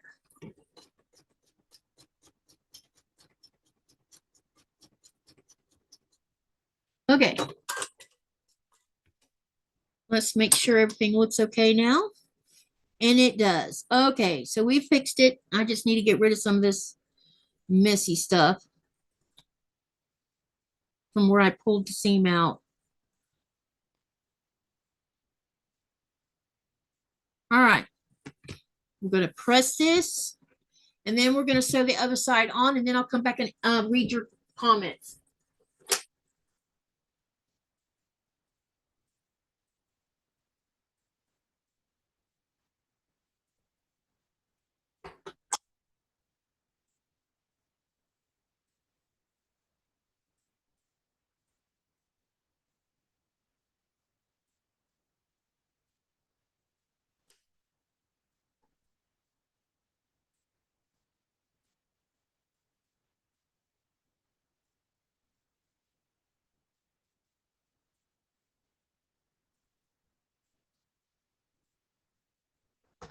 Okay. Let me read everything that was said, and then I'll get on this seam here, because it won't take long to finish this block. Okay, let me backtrack here. How much longer are you going to be on? Asked Teresa. A little while longer. Do you have to leave?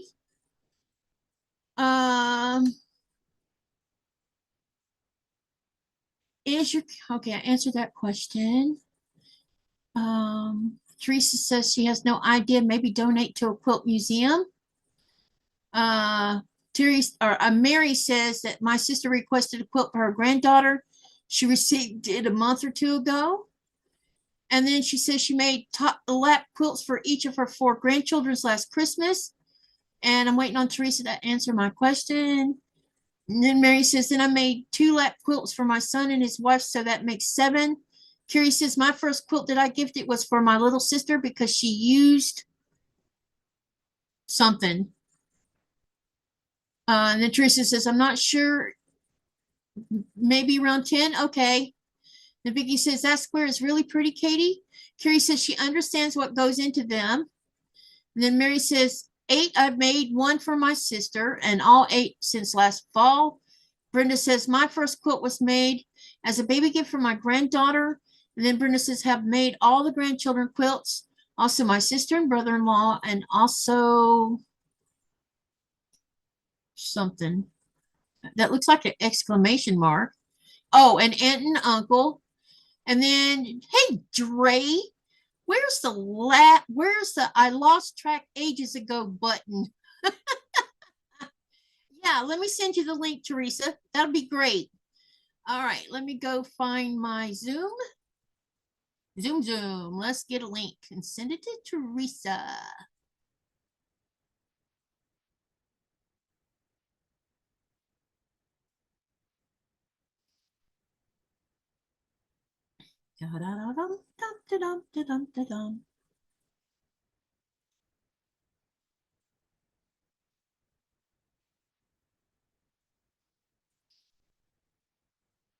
It's funny, all this exercise and fresh air I got today has made me sleepy tonight. I bet you I know someone when she does goes to bed is going to pass out. The dog is already passed out. I guarantee you she's going to have sore feet tomorrow because she went traveling through lots of rocky areas. And let's see, I need to find Teresa's messenger.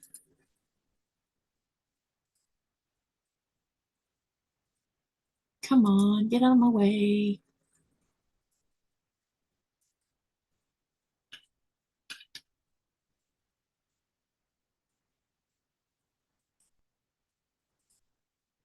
All right, I've sent the link to you, Teresa. Well, yeah, there we go.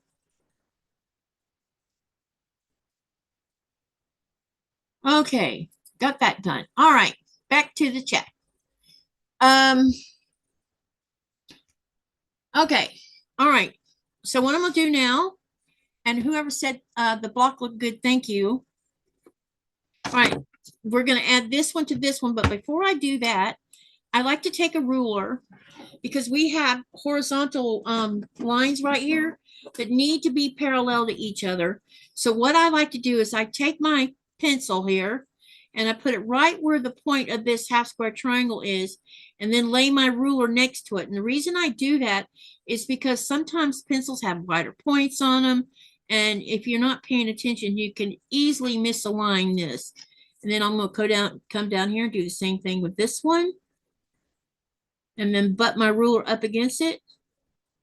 And then mark, I'm just marking a little tiny mark that you will not see. Okay. Then what I do is I'm going to take this and turn it this way. And we're going to put the pen through the center of where the point is at. Make sure it goes in between the seams. And then I'm going to put it right below where I made that mark at. Because I didn't make that mark very long because I don't want it to show up on the fabric. And then take another pen and do the same thing. Put it through the point of where your half triangle point is at, and make sure it's coming between the seams, not cockeyed to one side or the other. You want it right in between the seam. And then again, line it up with that mark. I'm lining it up with the mark I made. And then I can just go ahead and start pinning this.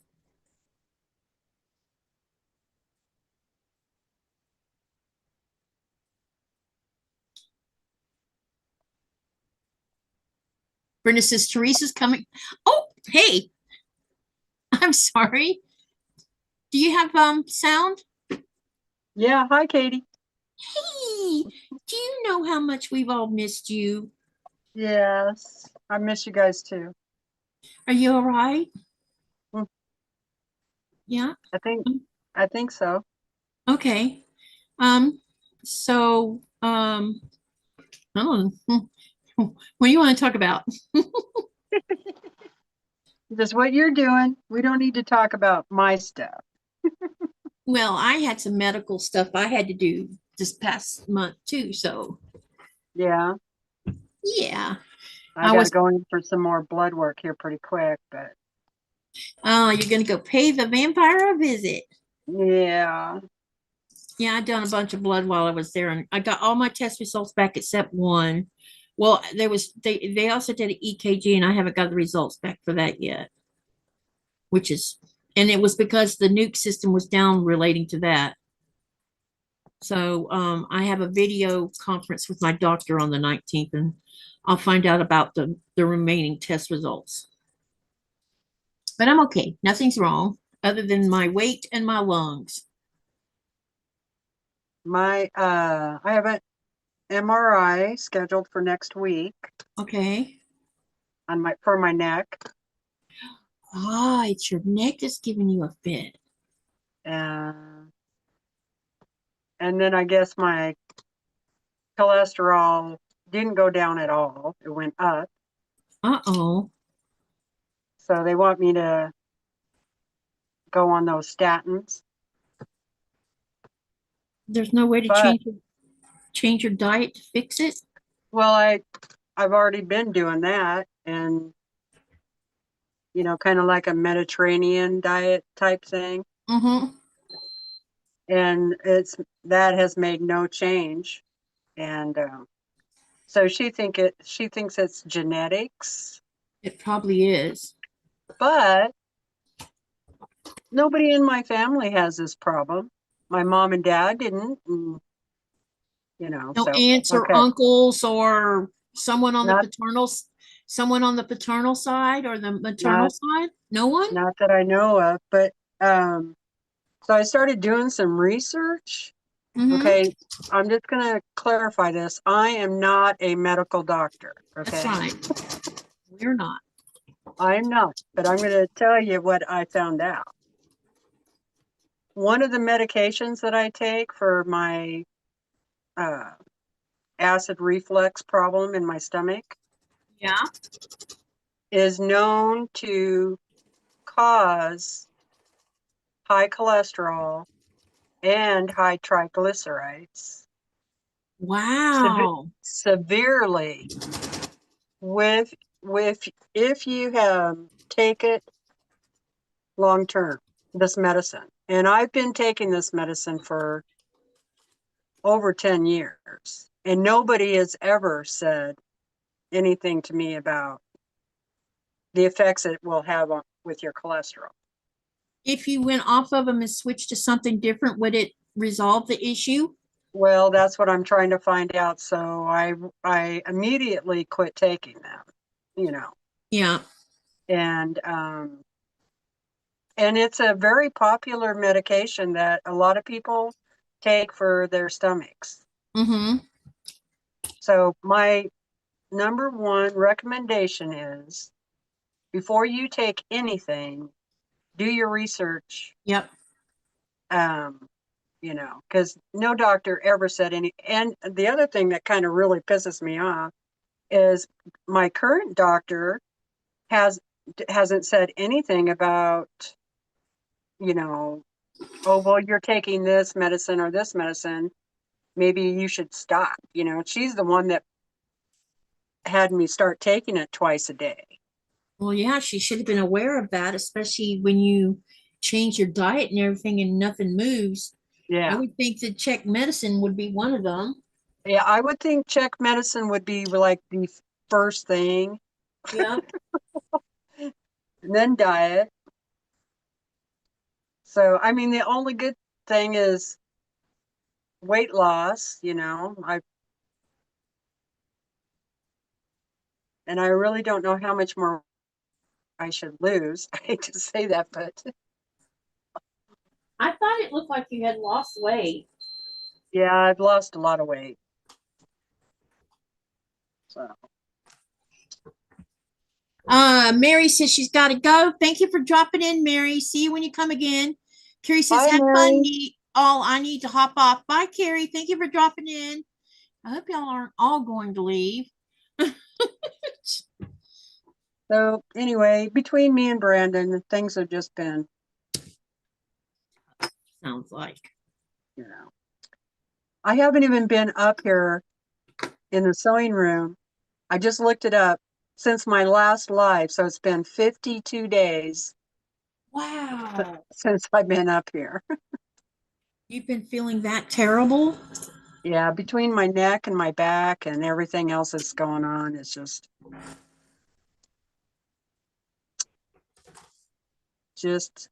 I'm so sorry to hear that. I hope you get to feeling better. Really, I do. Keep us I feel pretty posted. good today. Well, that's good. And did you get something done with your hair? It looks like you straightened it, or No, what I did is I had her uh when I was in Denmark, I had it layered and then I had 7 inches took off the back of it. ah. And when she layered it, now you can really see like that. Yeah, I noticed that you've been wearing it down, and I thought Yeah, it looked really nice. And thank you. yeah, it looks nice. And I found someone who's going to help me turn the white to purple because I've located dark purple uh, hair color while I was in Nuke, and she's going to help me accomplish my little goal of being a rebel. Yeah. I always wanted to dye it dark purple underneath, Yeah. you know, underneath there. Like, I Mm-hmm. always thought that would look kind of cool. Well, I thought what I'd do is let her do all the, where I have like mass area, like thick areas of white, turn all of that to purple, and then mess with this on the front without making too bad of a mess. And it'll, it's a permanent hair color, so it'll be in there for 6 or 7 months or something like that Yeah. before it goes bye-bye. So in the meantime, I get to be different. I just want to Maybe do that. maybe instead of purple, you should do more blondish hair highlights. I have done that in the past with the highlights where they bleach some of it. Yeah. I haven't, my wedding pictures have my hair looking like that. I just didn't know if I really liked it all that much but of course it could have been the way they done it that didn't have me satisfied. Because I have to be careful when they're doing blonde stuff. Because if they use anything that has red tint in it, guess what happens? Yeah. I get strawberry blonde instead of blonde. Yeah, they probably have to bleach it first Yep. and then apply the blonde. Yeah. My Yeah. sister has, that's what my sister does is Yeah, because bleaches it and then she dyes it. I'm the only one in my family who was not born with blonde hair. Everybody else, including my mother and father, were born with blonde hair. Two of my siblings still have blonde hair. Yeah, what is up with that? I mean, me and my older sister had dark hair, and then my three younger siblings all were blonde. Yeah, something with the DNA, and Yeah. I'm pretty sure that the blonde comes from the DNA that has to do with Denmark, Sweden, and the Netherlands. Because there's a lot of blonde haired people from those three countries. And it runs on both sides of my family, apparently. I mean, I saw Yes. pictures of my mom and dad when they were under the age of 12 and they had blonde hair. And I mean, blonde hair, like almost white. My mother's family were all Dutch, and my grandmother was blonde, but my mom had brown hair. Yeah. But my grandfather on, her dad was brown hair.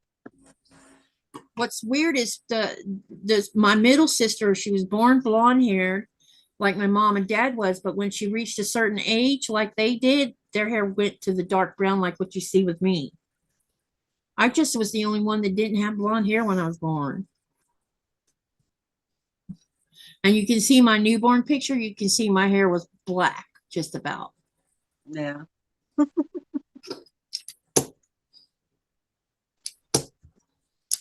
Mine was kind of brown with a lot of red highlights in it, like a dark auburn color, Yeah. Andrea says, I'm still here. Great to see you, Teresa. And then Denise said, and Denise made a comment up there that I did not answer. Where did that question go? I just realized she asked me a question. Where did it go? She asked about glasses. If I understood the question right, because I'm trying to find the question.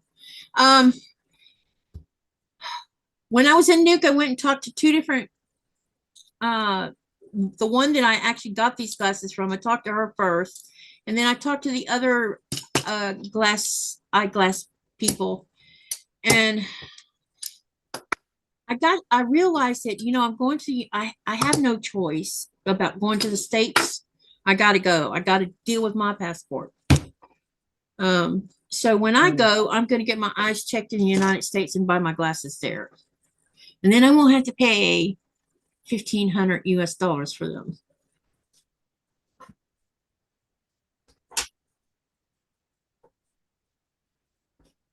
And I want to get a second opinion on my trauma to my eyes anyway, and that would be a good time to do it. Let's see here. I need to go to the eye doctor too. Yeah, it's one of these things where you're dreaded because you know how much money it's going to cost when you buy glasses, especially when you use progressive bifocals. Although I want to see where I am on my cataracts, because from what I understand, when they get ready to replace or deal with the cataracts, they replace your lens, which is going to change my eyesight. And I might not need glasses if I get my cataracts taken out because it'll replace the lens, and I may only need reading glasses or something. Right. Which would be cool for me because that's because I had thought about one time doing LASIK, but then I did the research. Once you do LASIK, you can't do the other type of surgery where they replace the lens in your eye. Oh, huh. because something about the Lasix does something to the eye itself. So I'm glad I did the research on that because I would have not known about that. But it was because someone mentioned it to me, told me not to do Lasix. And when I asked why, they couldn't give me a really good answer. So I went and looked it up, and that was why. Because once you do it, it can't be undone. You can't get a new lens or something. Right. It's something about the Lasix curves the something behind the lens.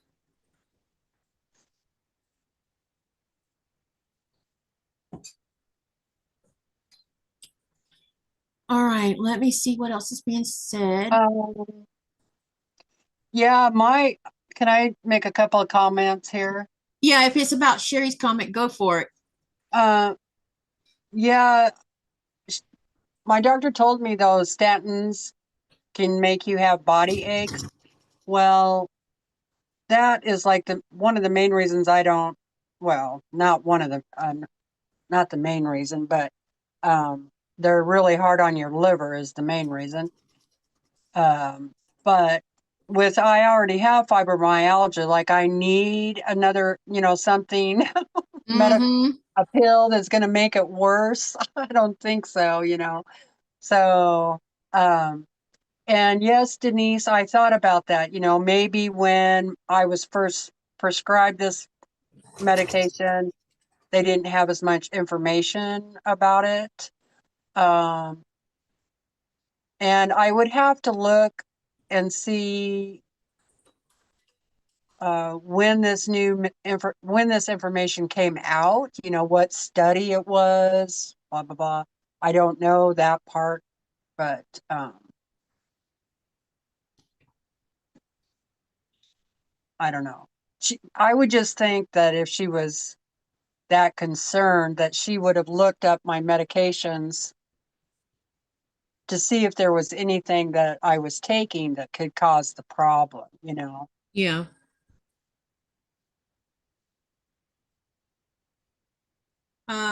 Denise said, my mother had hazel eyes, brothers with green, my blue eyes, and then finally hazel.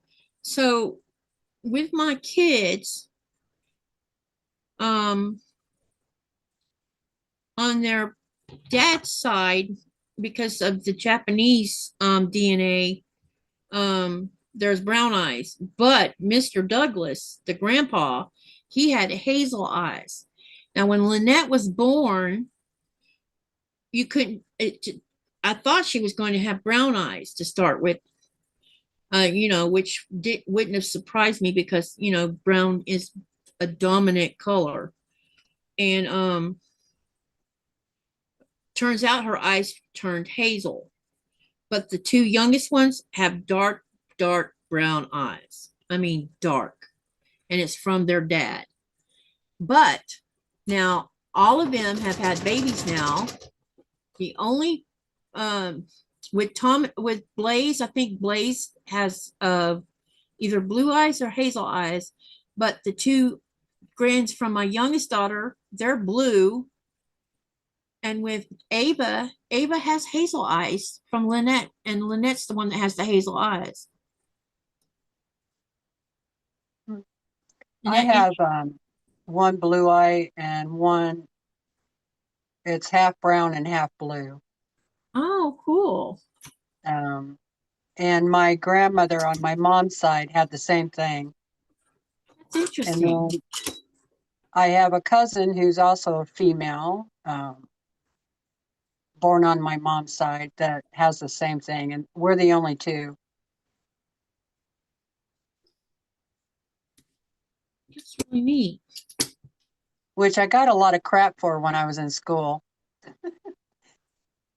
Because then I didn't wear glasses, and you could really see the difference. The brown was really, you could just tell. My blue eye is very blue, and my brown and my other eye is very brown, and you could just see it. So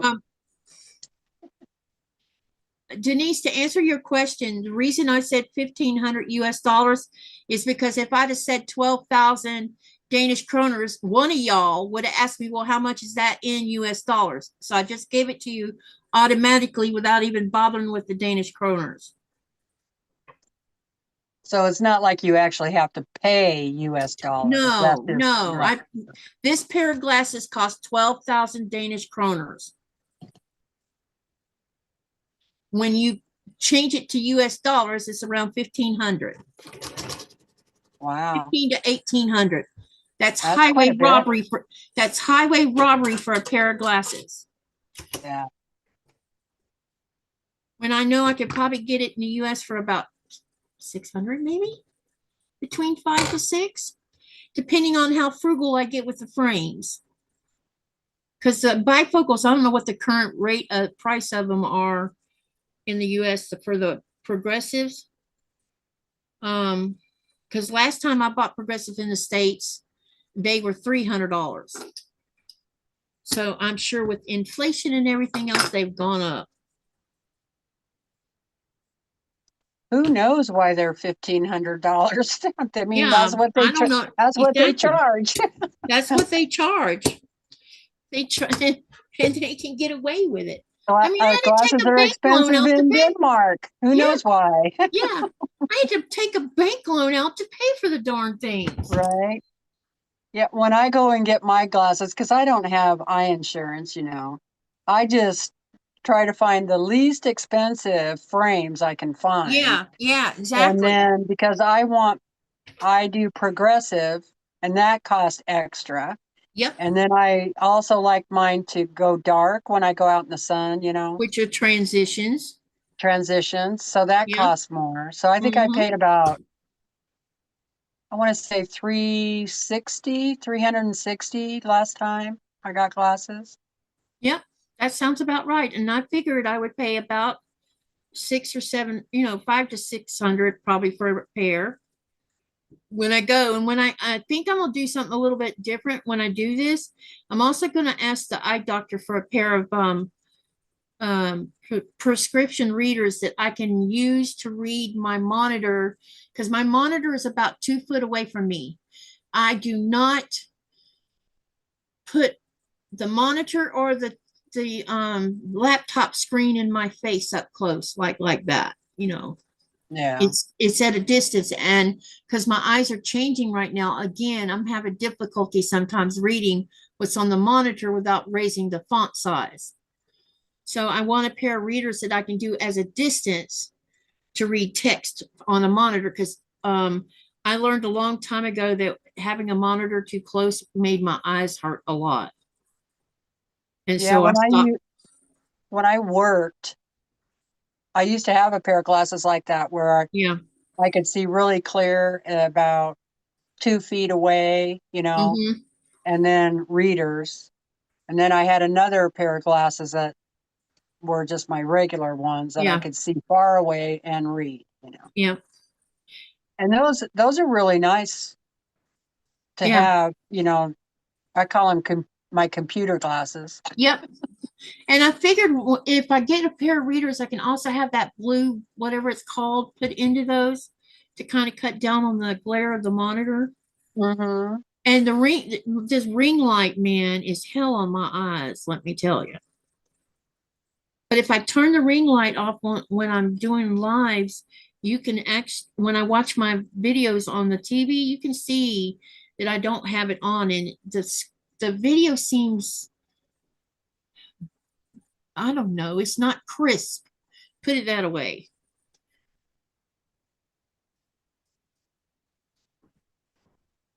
Okay, thank goodness for insurance, I guess, says Denise. Yep. 600 is a lot too, but I don't know what the current, when's the last time you got glasses for you, Teresa? I want to say about 4 years ago, I think. So see, 4 years has progressed since, and now we have the current economic climate going on. So it wouldn't surprise me one little bit if those lenses hasn't doubled in price. Yeah, that's what I'm thinking. It's probably going to be around 600 or so. It's probably going to be about $600, I bet. Yeah. And there's nothing any of us can do about it. Well, the one thing I could do is check around, you know, because Yeah. like from what I understand, like Walmart, Thought Vision, about sometimes you, Costco. huh? I thought about Costco. Go see a Oh regular. yeah, and Costco. That's what I was gonna Yeah. say, Costco. Yeah. I thought about going to see a regular eye doctor first, get the prescription written, then go Right, pay the, what is it, $75 to become a member of Costco, something like that. Or find someone who has a Costco card and then go in there and buy my glasses that way. right. Yeah, so it might be beneficial to check, you know, do some Mhm. research and check around. So, Yeah. because, you know, the eye doctor, that's one of the ways they make their money is off of the frames Well, yeah, and the frames are, these frames right here, I bet you, see here, what they did is someone comes here to our town and they have two different machines that you use to read your eyes. So you're not actually seeing an optometrist. You're seeing someone who's running two machines to check your eyes. Then they lay out all these frames on the table and they tell you, go over there and pick one of them. Now, I picked these. Now, I did not know there was something special about these stupid frames until I looked them up. And they're made in Sweden. They're Swedish frames. And the only reason I know that is because I saw a famous person wearing the same frames I have. And I'm like, holy crap. So that led me to believe, well, if she's wearing these frames, they must be bloody expensive. But when you're paying for the glasses here, you don't get a breakdown of the lenses cost this much, the frames cost this much, or any of the extra shit you might have done to it. I didn't do anything extra to these because I didn't put transitions because I like transitions when I was in the States, but I don't like using them over here because when you go outside when it's really cold, they'll turn dark. But when you come back in the house, it might take 15 minutes for them to return to the regular clear part. Something about the cold, wet, unless they fixed that problem. I don't know if they have or not, but it is yeah. a problem when you live in the Arctic. So yeah, so you don't even know what part of the glasses are costing you 10 grand or 50, Huh, 12 grand. You just don't know. that's weird that they don't give you a breakdown. There's no breakdown. They just give you Hmm. one price. You don't know how much of that is taxes either, or how much is import taxes.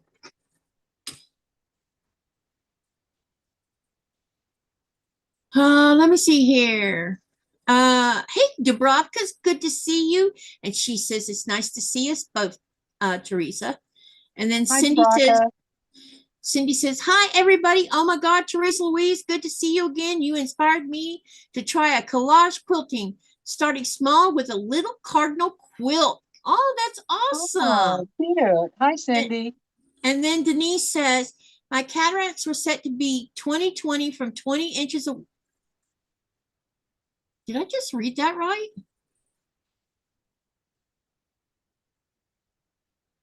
20 inches away from my face, and I need readers up to 20 inches, and I pay 1.25 a pair for them at dollar stores. Okay. So they're not prescription glasses, then, is what you're saying.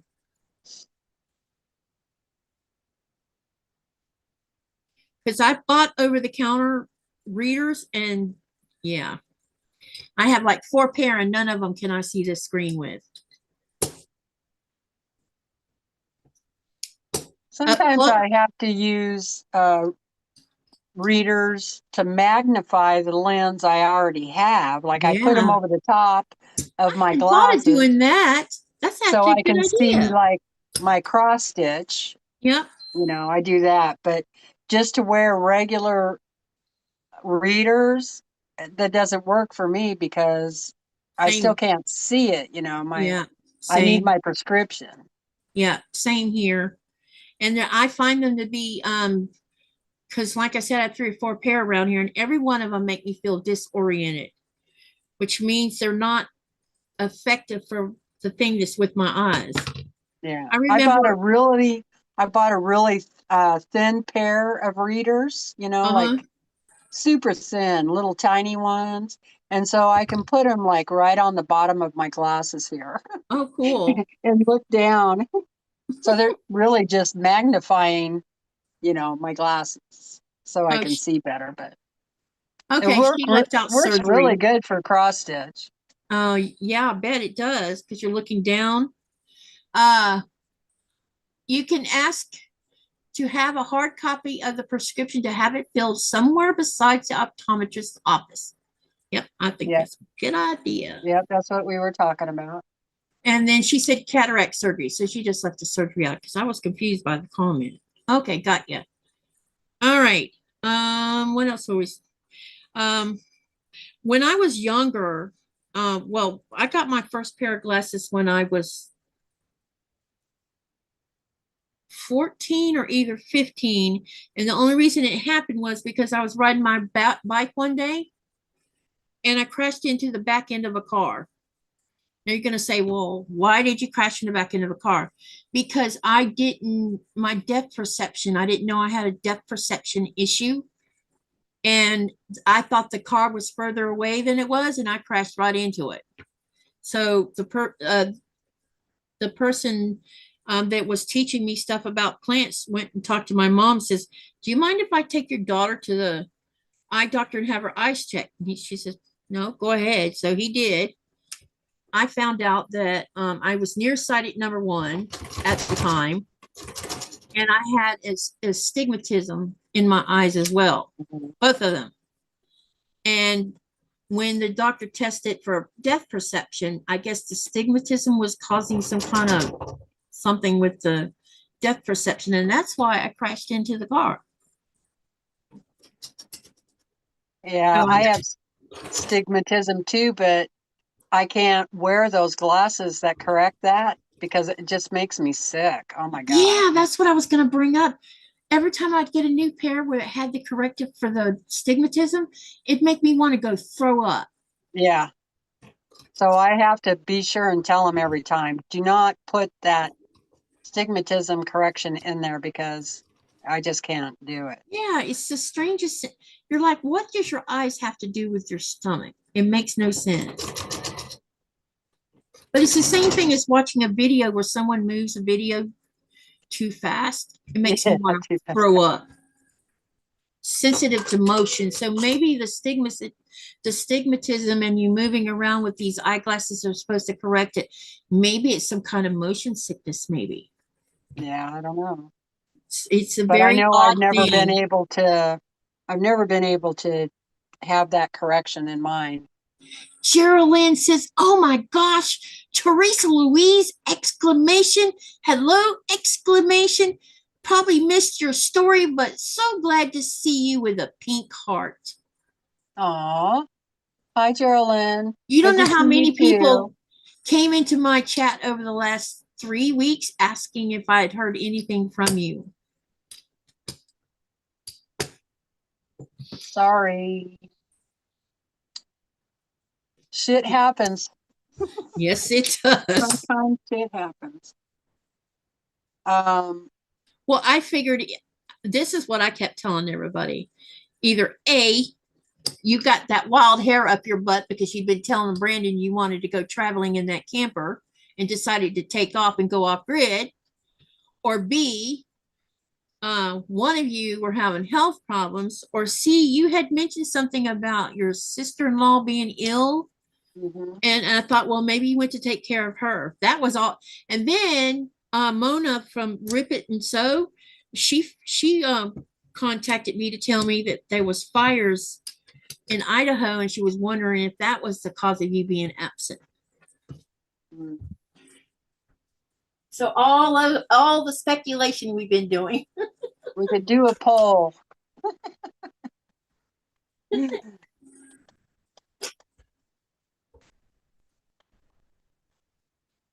But Oh, sorry.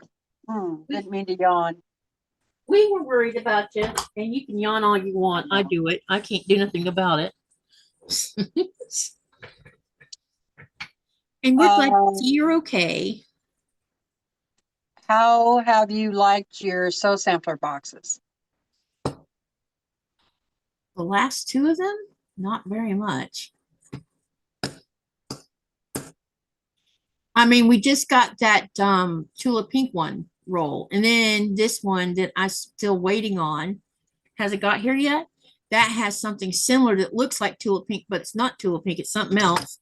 And I'm like, Plus what's in it's not, but, maybe they'll make up for it after that. Who knows? I think it's weird because did you see everything that came in that Liberty box? Oh, geez, I don't think I looked at the Liberty box. Did you get it? No. Well, hang on. I'll show you what came in the Liberty box because I bought two of them like I always do. Hang on, I'll be right back.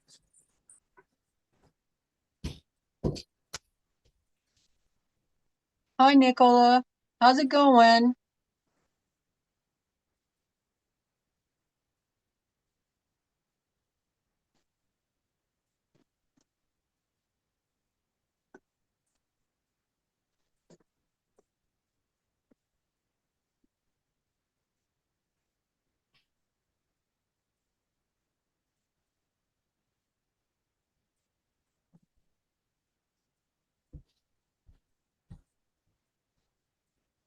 The box is super heavy.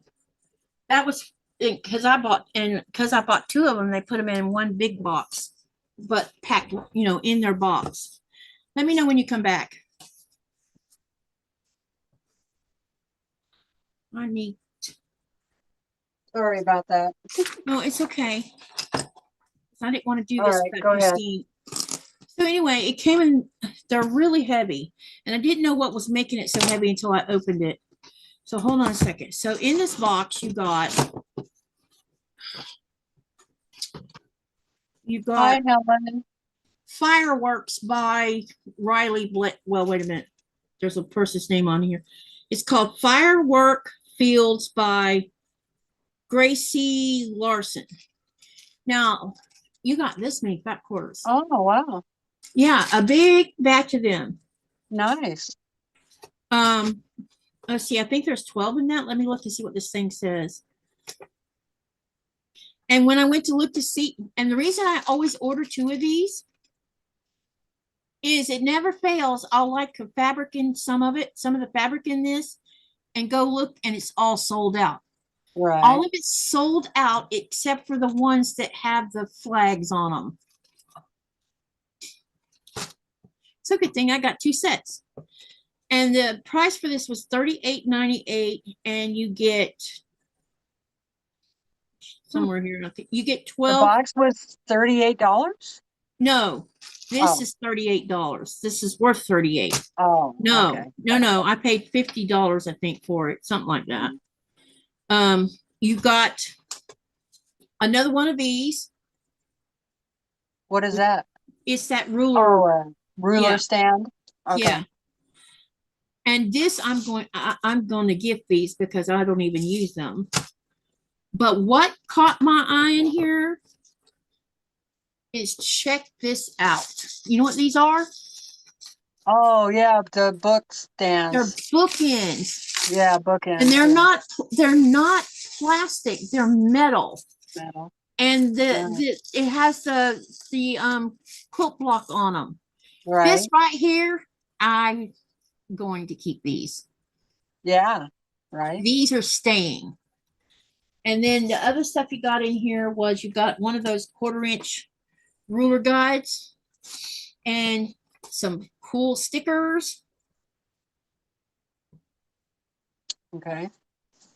And then there's this pattern, and that's what came in the box. So you didn't like the fabric? No, I like the fabric. There's only two fat quarters in here that I don't like, and it's the ones with. No one better take offense to this.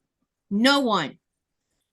It has nothing to do with the fact that it's red, white, and blue. I just don't like fabric that has any flag on it, period. It doesn't matter what country flag. I just don't like them. And I don't like them with pickup trucks all over them either. So I will have a bunch of them. I have a whole stack of not this bundle, but I have a whole bunch of fat quarters that have flags and trucks and stuff that's been collected over the last 10 years. I'm going to give them away. Yeah. I don't like the ones with the hands on there. Yeah, that too. I just, Or because the the rest of this floating is, eyeballs. I didn't like that yeah, one either. yeah. But the rest of it's beautiful blossoms. There's some plaid in here.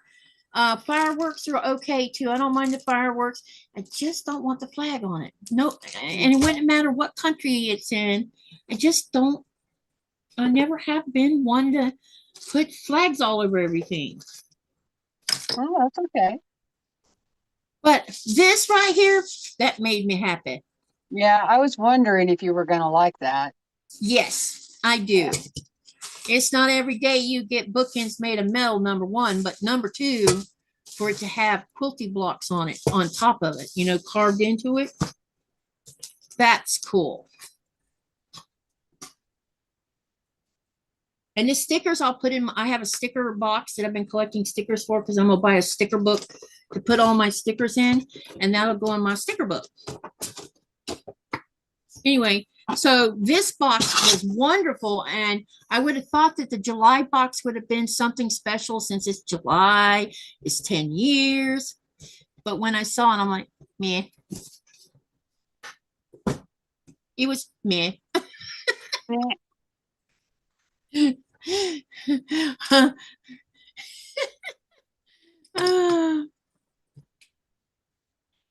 See, yeah, Jan, it's not a, when I talk about flags, I'm not saying it's anything against,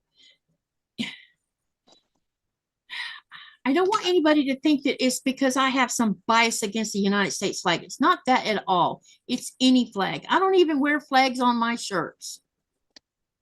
It's okay, Katie. It's not my cup of tea. Oh, I hear Brandon. I'll be right back. Okay. Let him know I'm upstairs. Okay. Nick, hey, honey. Denise says, Nikolai, is there a bottle of ketchup on board? You really want him to be showing ketchup. He probably could find little ketchup packages, I bet. Hey, honey, are you in your room now?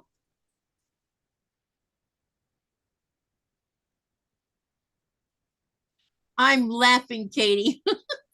I hope so, because I didn't want to offend anyone.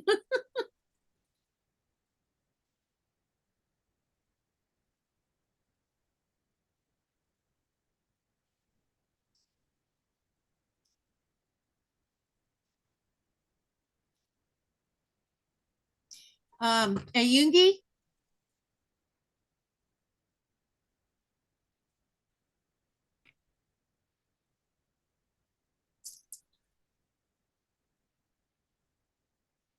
See if he answers me.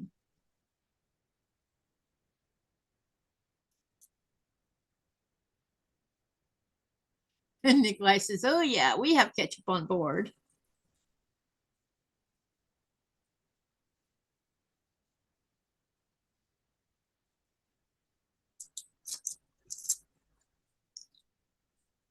Okay.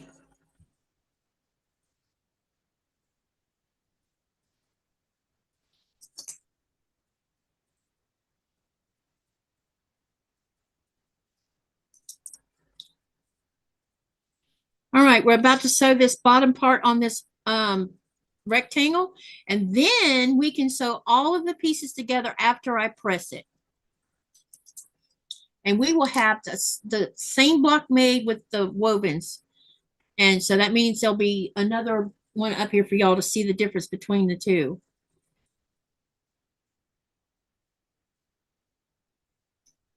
Okay, let's get this sewn.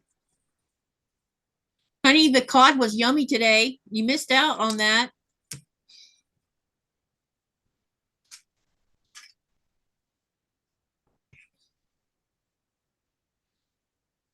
You should have seen Nora today. I think Nora is worn out.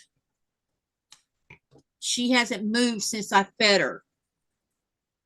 I have a feeling she's going to have sore feet, though. She looked like she was having a little bit of pain today, about an hour before we left.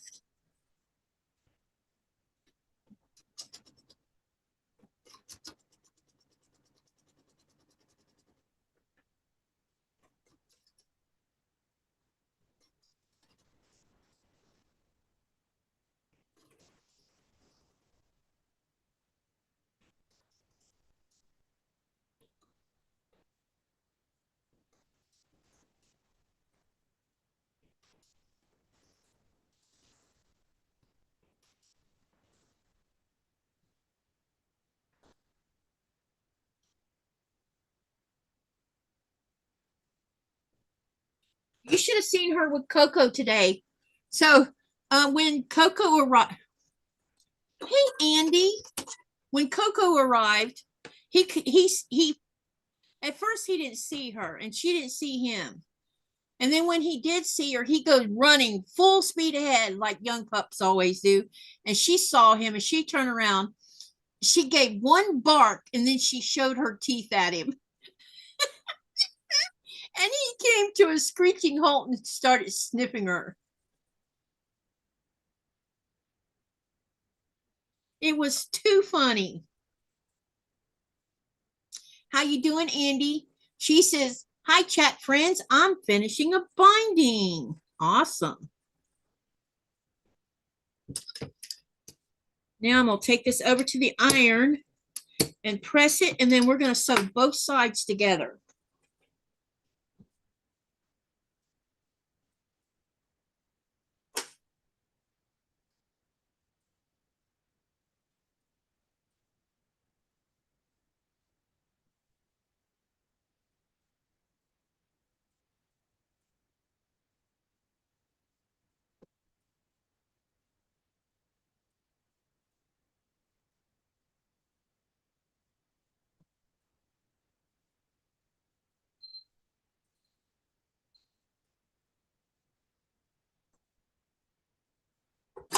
Okay.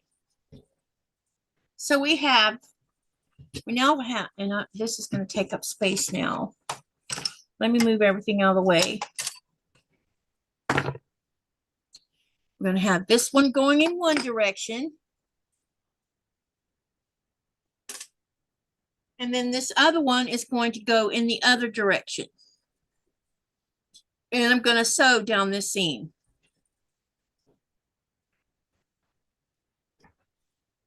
Do you put shoes on Nora's feet? No. I need to take her somewhere in person or yeah. She needs to be taken where I can have them fitted because her front feet are bigger than her back feet.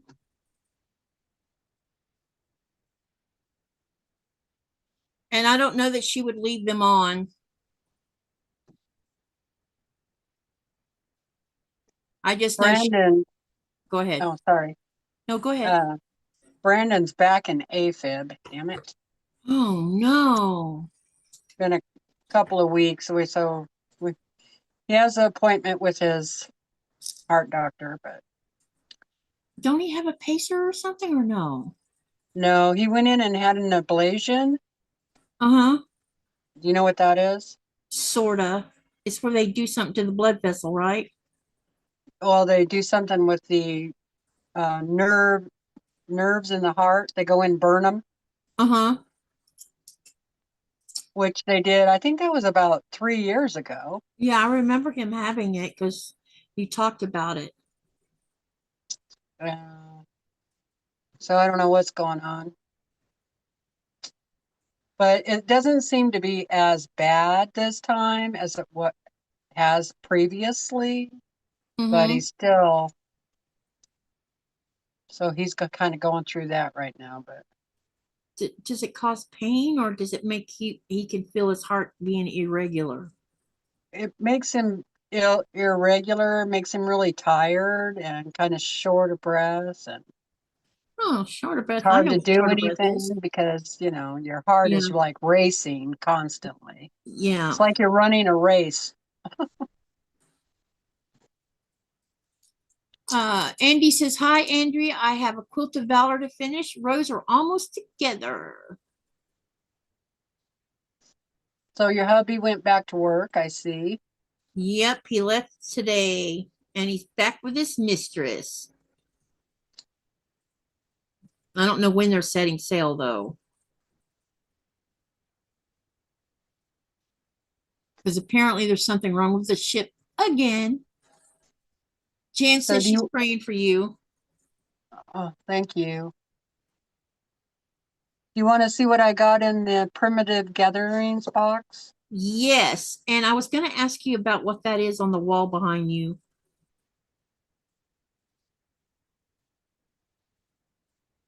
Here, let me spotlight you. Well, it's a quilt that's folded over. And then the other one is a quilt block that we never finished. Okay. I was wondering if that was a scrappy block you were doing. Yeah, that's the friendship Oh, quilt that okay. I started a couple of months ago that obviously I didn't get finished. Well, But I was gonna do it red, white, and blue colors. That uh, kind of fell to the wayside. yeah, but you'll be able to catch up. Uh-oh. It looks like he's gonna be shipping out tomorrow. Yep, that's what it looks like. So I Yeah. guess whatever was wrong with the ship got fixed. Unless they're going to do it So on their way to wherever it is they're going to sail to. Do you know where you're going to sail to yet, honey? Yeah, go ahead and share your primitive gatherings.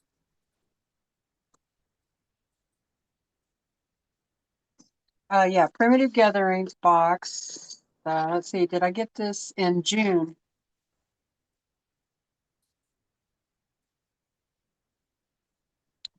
And because it's the 250th anniversary, there's a Mm-hmm. lot of red, white, and blue stuff.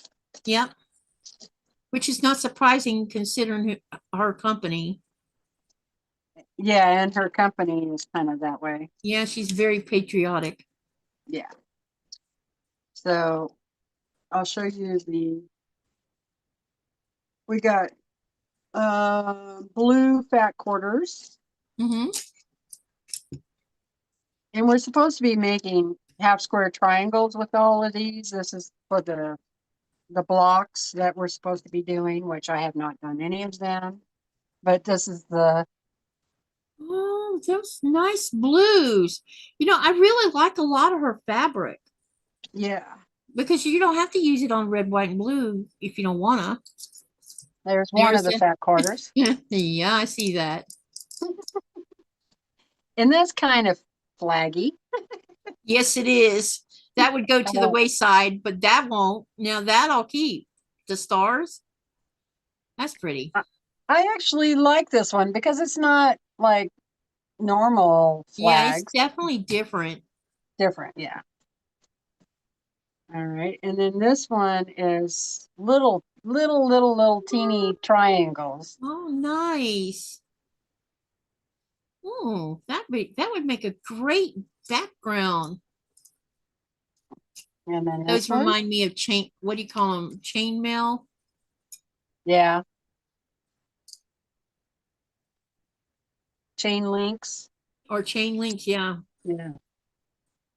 And this one is a really nice blue. that is nice. Very And nice. then this pattern again, only a lighter blue. Yep.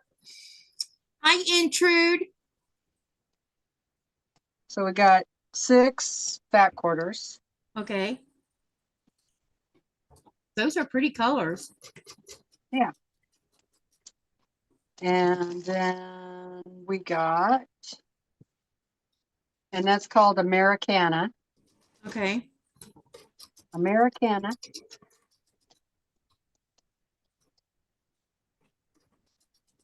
And then we got a charm pack and a mini charm pack.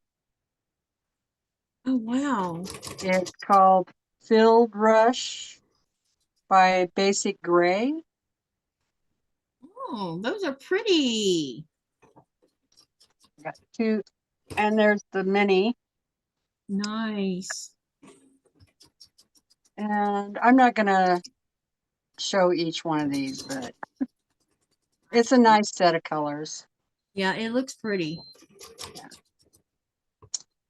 And then this was the pattern that they sent with it. Sweet. What did they call that one?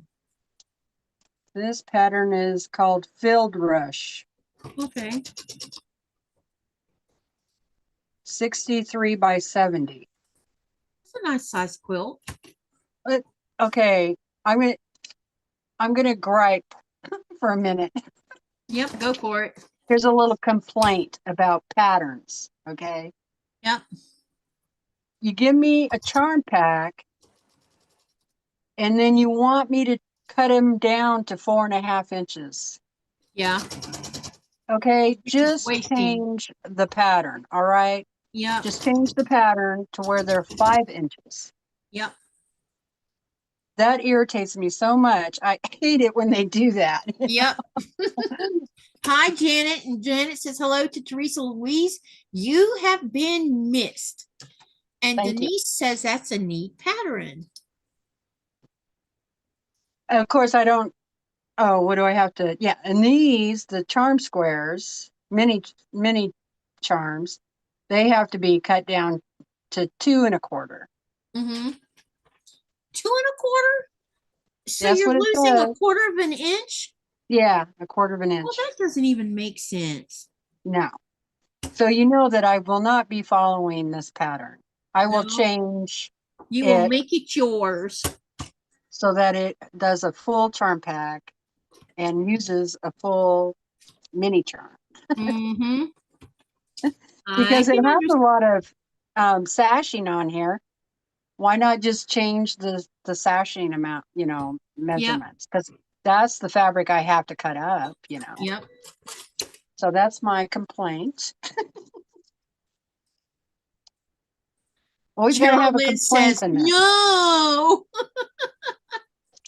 And then we got this little cute package of fat quarters. Oh, cool. And I haven't even opened it. And I think it might be Halloween. Looks like Halloween.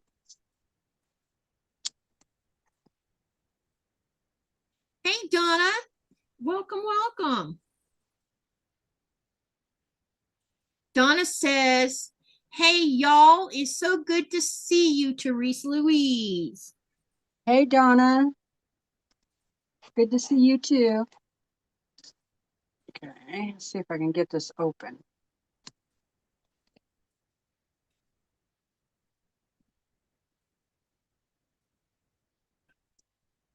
I'm trying to get the seam ripped out because it ran right where I didn't want it to run. Yeah, these look like Halloween. fall fabrics. Oh, cool. Here's this pretty burnt orange color. Yeah, That's a really nice pretty. color.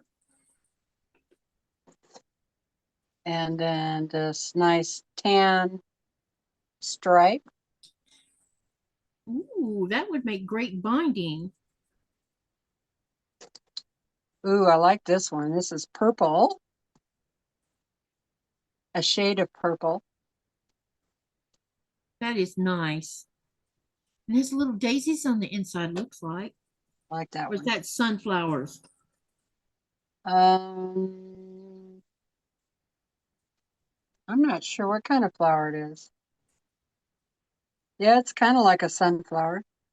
Little teeny one. Yeah.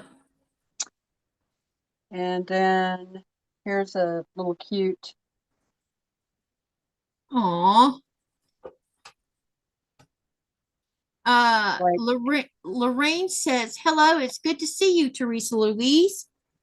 hi, Lorraine. So we got 4 fat quarters. That's nice. Yeah, so 6 fat quarters on the Americana, 4 fat quarters for the fall, a charm pack, a mini charm, and a pattern for the block, and then a pattern. Oh, well, you Plus got you get 2 caramel candies. nice. And that's all that's in there. And this box is $45. And that includes your shipping.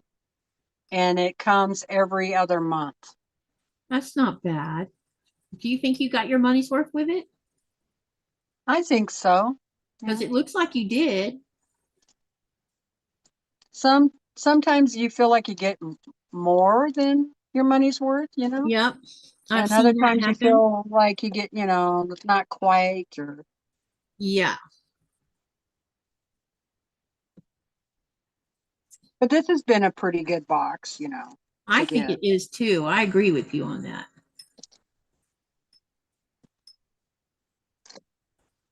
I agree. Of course, I could live without the charm packs. I It's need not more like you, charm packs like I need I another know hole in you my and me head. both. It's like that So sampler box that had 3 packs of charm squares in it. And I'm like, oh, now I have to add to my 145 charm Right. packs. Now I have 148 of them. And then, what was the last box? Let me see. Well, so if that's June, what else did you get? Well, you've seen all the sampler stuff, right? Yeah, I've been watching them on other people's channels because mine hasn't come. Mine is stuck Um, in mail hell right now. I think this was the last one. Summer Crush. Yeah, Uh-huh. July. And that fabric is Daisy Crush by Heather Bailey. Mm-hmm. It's kind of tulip pinkish, I guess. And some of it Yeah, is, that's the one I was talking about that reminds me of Tulip Pink too. Or just K facet maybe Case, kind of. or even what's the other one? There's one other company that makes that stuff like that. You know Yeah, what? It kind of reminds me. Do you remember a long time ago? When because you've had samplers boxes from way back when. Do you remember that we got a layer cake that was rolled up like that had those same style flowers in it? Do you remember that? I have to go through my stash and I'll have to pull them see. out so I can show you what I'm talking about because they sure remind me of that. And I'm wondering if it's not by the same designer. Oh, it could be. She doesn't look familiar to me, Yeah. but this kind of reminds me of like the 70s. Yeah, exactly. Yeah. And that's what I thought too.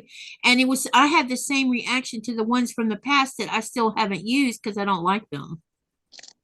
I will say, I I got we got that acorn glue.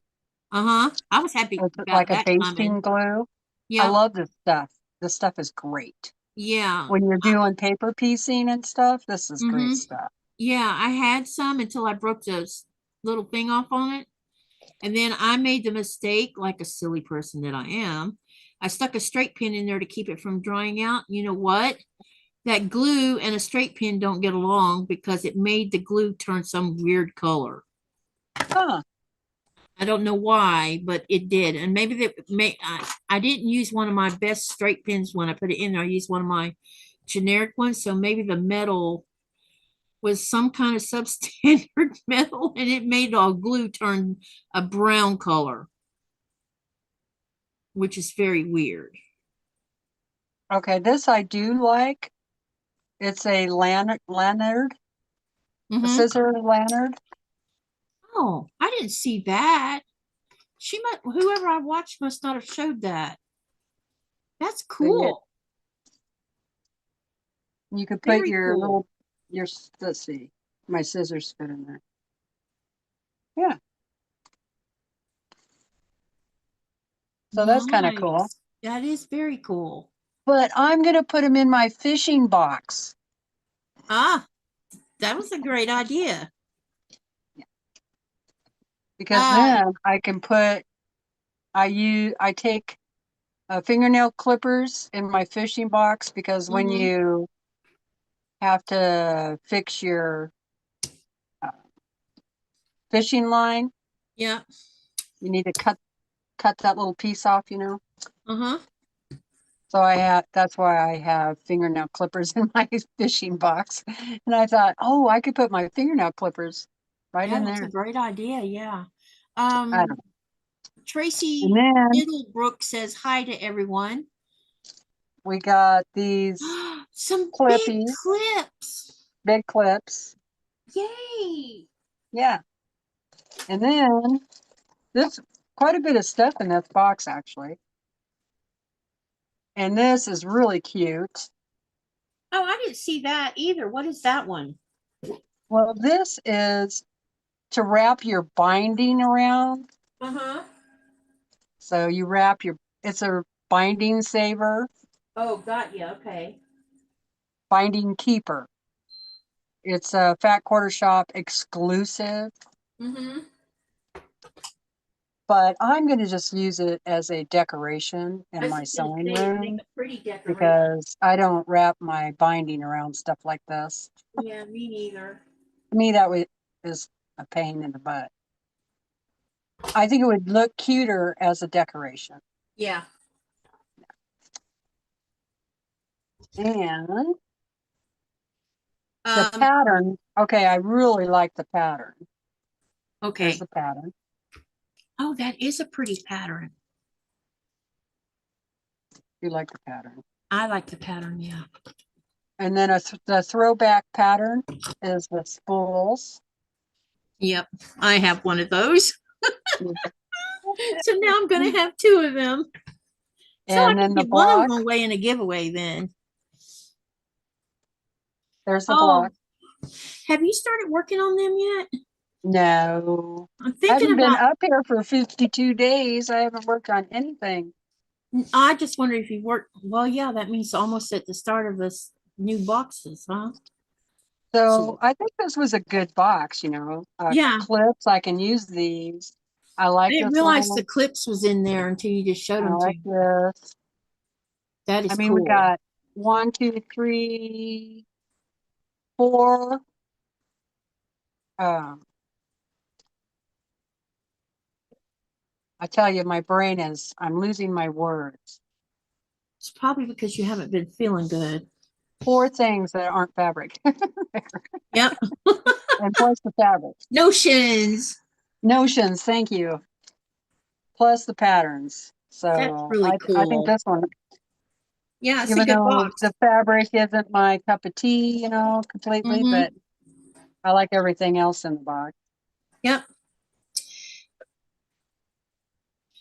Andy says she designed her 4 wheeling block this year to use up mini charms or cut down charm packs to 2.5.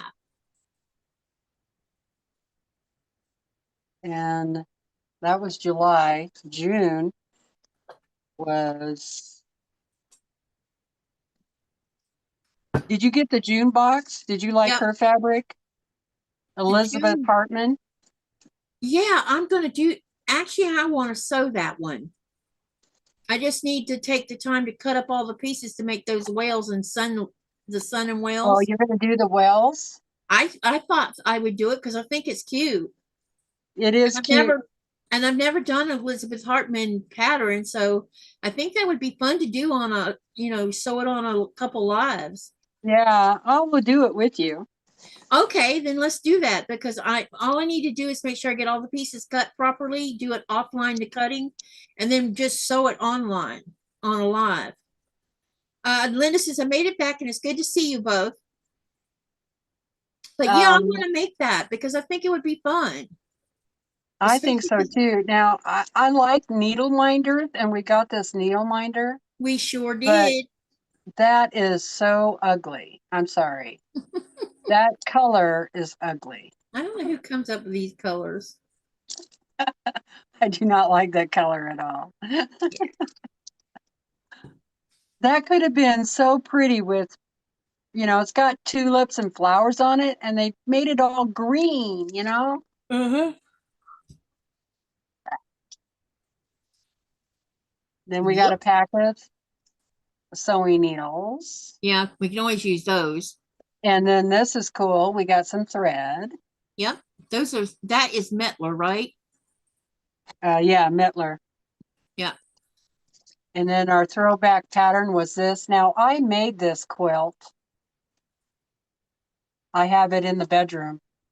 Oh. I bet I still have and I think that came with charm packs. It did, yeah, it was charm packs, and it was Lala Batik fabric. Yeah.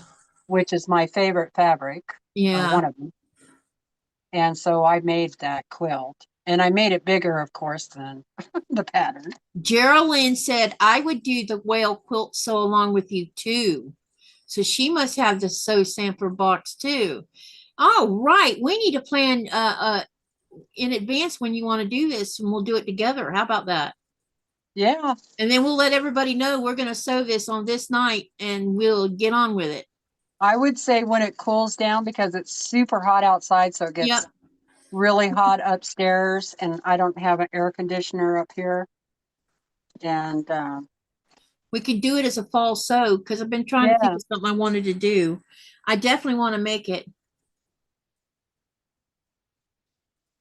And then I think this would be something I would give to a young person or baby, make it a baby quilt, because it's 42 by 42. I thought I would just hang it on the wall as a mini quilt, because I think it's super cute. There you go. Hey, Lynn. Lynn says, me too. Oh, look, we got more that wants to do it. So some of them's got the sew sampler box one. So then we should plan it. When do you think it'll start cooling off your way? Well, I think like sometime in September. Okay, we can make it maybe we could do it as a late September sew. What do you think about that? Yeah. And then we'll make sure everybody who wants to join in that has this pattern and the fabric, we can just plan it where, they can come in, sew with us. And then what I can do is ask you guys to post your pictures afterwards so that everybody can see what you did. Because I think that would be fun. Yeah. That give everybody time to cut everything up and because there's a lot of cutting in there. Is there? Yes. I looked at the pattern and I'm like, oh my God. So I'll probably give this other pattern away, because this one here, I have that, and I've already made it. Yeah. So. Same. The ones I have that I get in these that I already have from the past, I'm probably going to give them away. Yeah.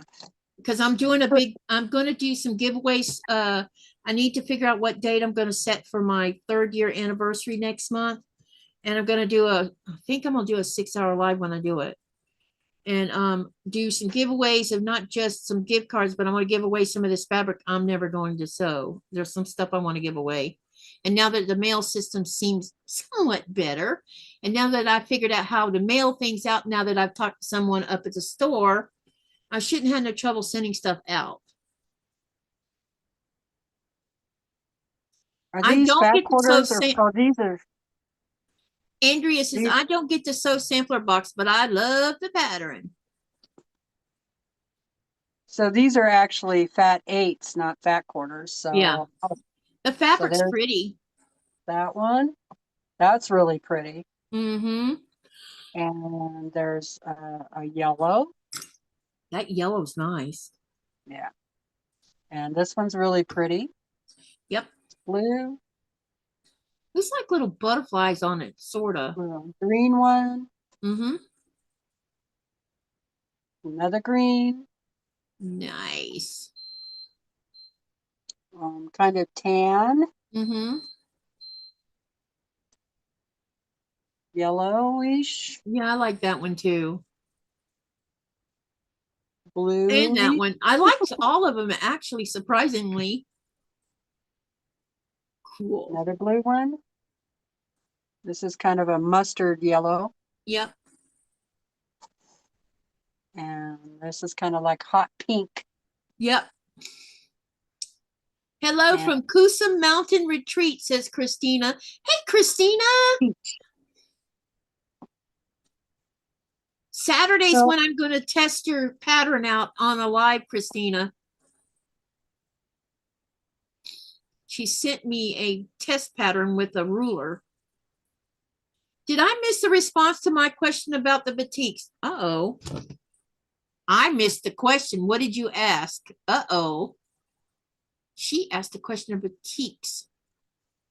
How far back did you ask about that, Lynn? Oh my gosh, how did I miss that? so this was a nice little bundle of fabric, I think. Yeah, I think so too. Lynn, let me know how far back you think you asked that question, or either re-ask it one. I'm so sorry. I thought I caught everybody's comments. Let's see. Lynn, where are Okay, you you? can take me off of full screen, Katie. Okay, because I'm about to full screen me in a minute. That's all I have to share.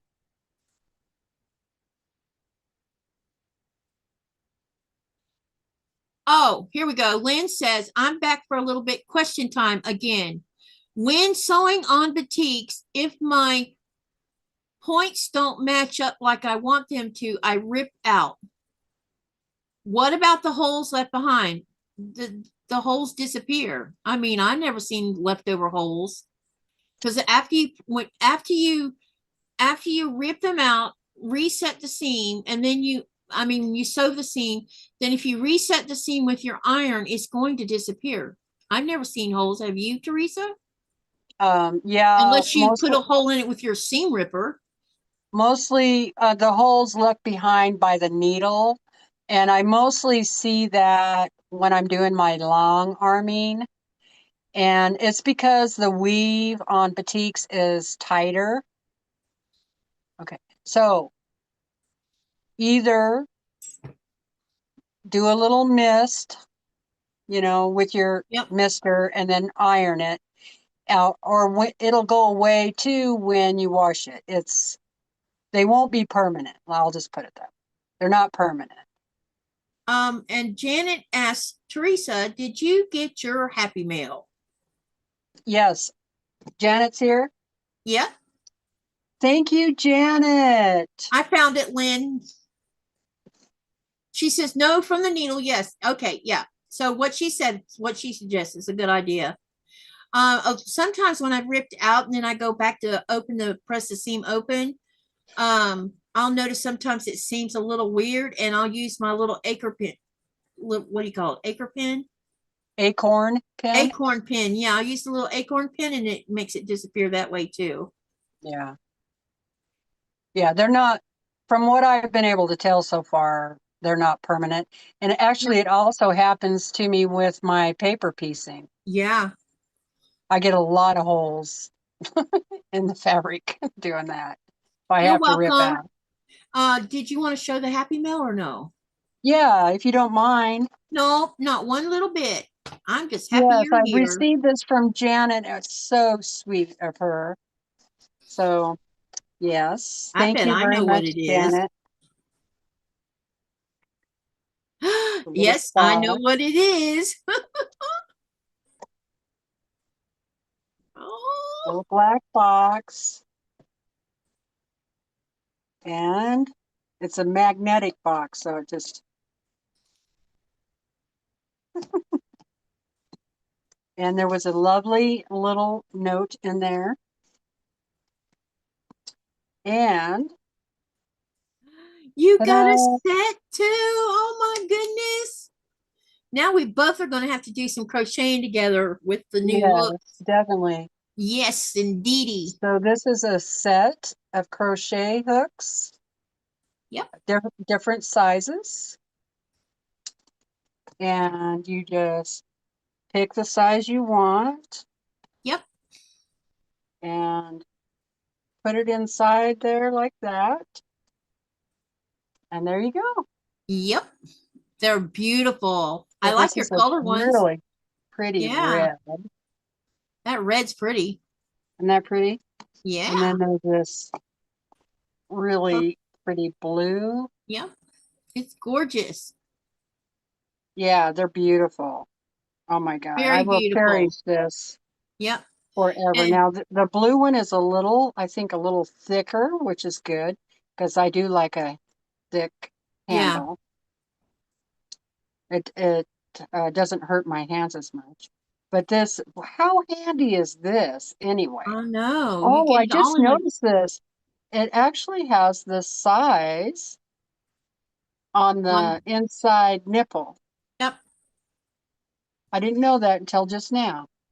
Yep. Sherry C2. says, Sherry says, going strong tonight. And then Lainey says, hope everybody's evening is starting out well and crocheting tonight. Speaking of crocheting, we're looking at crochet hooks. Yeah, this is so cool. Wow. Very nice. Thank you Happy for you. so much. You Yeah. are so sweet. I'm happy for you to get a set of those. And this one is an H8, 5 millimeter, looks Yeah, like. that's a 5. Yeah. I haven't tried them yet, but I'm really excited to give them a try. I mean, just how handy is that to be able to just Mm-hmm. switch out, I Any mean, hook you want. Yep. yeah, pretty handy. And the other thing I think is really cool is it's like a pin. It's got a little pin. Yeah, I saw that. That's really What? awesome. Yeah, so You you can can like just, clip it to your shirt. right. That's really awesome. Yeah, that's cool. Pretty neat. So thank you, and thank your husband. He needs to make a business out of it. I know, right? Okay, I have finished the block, so I'm going to spotlight the camera. Oh, wrong camera. Darn it.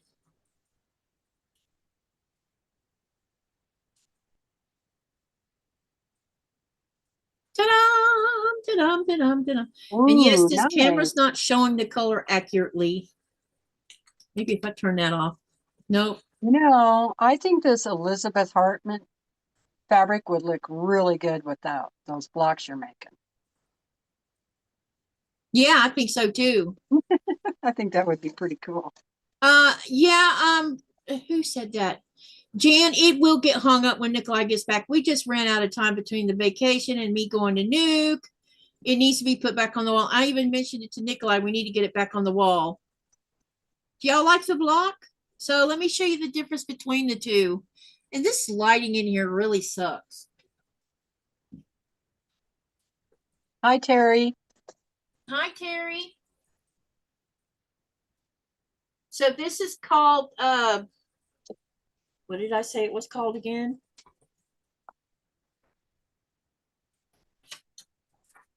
Trailblazer. Now, is this a, wow, that block behind you is cool. I know, right? I'll bring it up where you can look at it. So this Now, is from Wovens, and this is from Hoffman Coffee Shop, except for the pink and the turquoise, but the pink and the turquoise is still Hoffman. those are really cool. And look what it, I mean, they look totally different because of the way I did it. Yeah. So to answer your question, because I know you're about to ask, this is from the 2020, this wovens here are for the 2027 QuiltCon challenge. Oh, okay. And you're only allowed to use those colors that came in that you can either buy fat quarter bundle or you can buy half yard. I bought the half yard. And then I bought extra of the white. I bought 2 yards of the white because I wasn't sure if I was going to have enough because I'm using Hand and Soul block of the month to do all this. So yeah. And I'm waiting to see what September blocks. I'm hoping September's block is going to be the one that looks like a bird because then I know what I'm going to do because I don't because you have a deadline to get both this in and the Hoffman challenge in. And so I need to get them done and then send them to Denmark for quilting and then come back and bind them and then take pictures and enter them into their digital, I don't know what you call it. Competition. Yeah, and Yeah. then they'll look at it and they'll decide who's going to go and who isn't. Well, they look great. You're doing a marvelous job. Can you imagine trying to do these blocks 3 years ago? No, you're seeing the same thing everybody else is saying, that my skill set's really improved a lot. Yeah, that's Here, it's up close now. You can see it. oh my God, I love that block. Now look That what. is so, Now look at the difference between, all because I accidentally flipped the dark color to the outside instead of inside, and look how that looks different. yeah, it does. But I didn't undo it because I'm gonna leave it that way. Right. But this Wow. block is so flippin' cool. Yeah, it is really cool. And I'm excited because there's another block. Let me find it. It's called the this one right here. Oh my God, Teresa. And this one is all paper piecing. Check this block out. Oh, wow. That is going to be a blast to make. Yeah. And I figured by using this pattern, it's very modern. I mean, it's very modern. Yeah. And so I can enter it into the QuiltCon, even, enter it into the woven one which is for QuiltCon. But I also, I wouldn't mind trying. I don't know if this can even happen. I don't know if you can use the same quilt in 2 different categories or not. Because I would put this also in another category. Hey, maybe you can answer my question. Maybe somebody can answer my question. In fact, Andy, are you still in the channel? I need to ask questions about quilt shows. Have you ever put one in a show, Teresa? No, I haven't. I have questions. Like, Well, I mean, my local quilt show, but that's totally different. well, see, I've never entered a quilt, period. So, don't they have just, I don't know if QuiltCon does or not. I guess I can ask around and find out. Don't they have a beginner category? Probably, but I think the best thing to do is go online to their website Uh-huh. and look up what the rules are. But yeah, first time quilt shower of a quilt. Yeah. Yeah. I Because think I there's wouldn't a mind category entering like that that. category. Yeah, I wouldn't mind entering that category too, since it's the first time doing it. Right. Yeah, they have a lot of categories. So, Curtis asked me, where am I getting those modern blocks? Okay. and you're happy with the person that quilts your quilts? Yes, she quilt Okay. the 4 that she quilted. Um, and I will tag you on my because you're on my, are you in my Facebook or are you just on the messenger? Both. Okay, I'll tag you to the pictures so you can go look at them and look at the one that's called I did it my way. Look at the quilting on that one, because we did a offset square type pattern, and it really made that quilt look cool. So I'll Cool. I'll send go you, look at them. I'll tag you to all 4 of them that she quilted and see what you think. I think she did a super job. I Good. mean, I was Good. super happy with what I got. And I couldn't believe that it was not more money than she asked for. Hi Izzy, welcome. Really? I hope this is not, I'm not reading it. Says, sorry, I'm fighting for my life at this hospital, so I'm lurking. Okay. Somebody made a comment up here I need to catch up with. Where did it go? What is the block called? This block, which block are you talking about? The one I just finished, or the one I'm showing right here on the paper, or the one I just showed you from behind me? Yeah, hey, Delia. And look, she says, hi, Katie and Teresa. It's been a while, girl. Okay, so to answer Curtis's question, I'm going to type this in the channel, and I will give you a link so you can go there and look at it yourself. But it's I'm doing the Hand and Soul block of the month, and it's from Eudaimonia, and I bet I'm saying that wrong, Studio. So I will copy the web page and where to go or not. Hold on, I'm having trouble with something. Oh, come on. EU, there you are. It's not a free pattern, I will tell you that right now, and it's a little bit pricey. I paid I think I paid $65 for it, something like that. Yeah, I think that's what it was. Yeah, I Sounds think it right. was 65. Yeah, because you were around when I was talking about me doing it, and I finally pulled the trigger and did it. Because I was him-hawing around about it to start with, and then finally I made the decision to do it because the blocks are so cool. And I haven't even got all the blocks done yet. That's why I'm on a big rage about getting them done. Hi, Dave.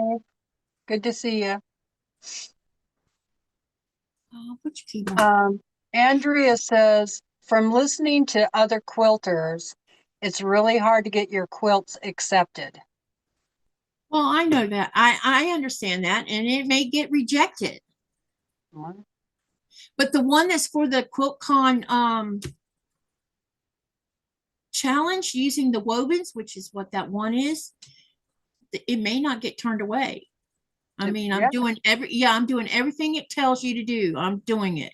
I'm not, there's no varying from the strict rules it was given. And they look excellent. Thank you. Yeah. I'm really happy with how they're going. I mean, you haven't seen the other ones and but I did post pictures on my community tab and in my Facebook Greenland Quilter group. The blocks that I've already finished have pictures of them. Like the one I showed you that you think so cool, plus the first two or three blocks. Yeah, because I've made 4 or 5 so far. Hi, let me see. Did I catch up with everybody?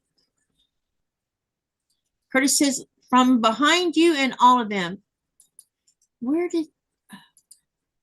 Yeah, you already answered it.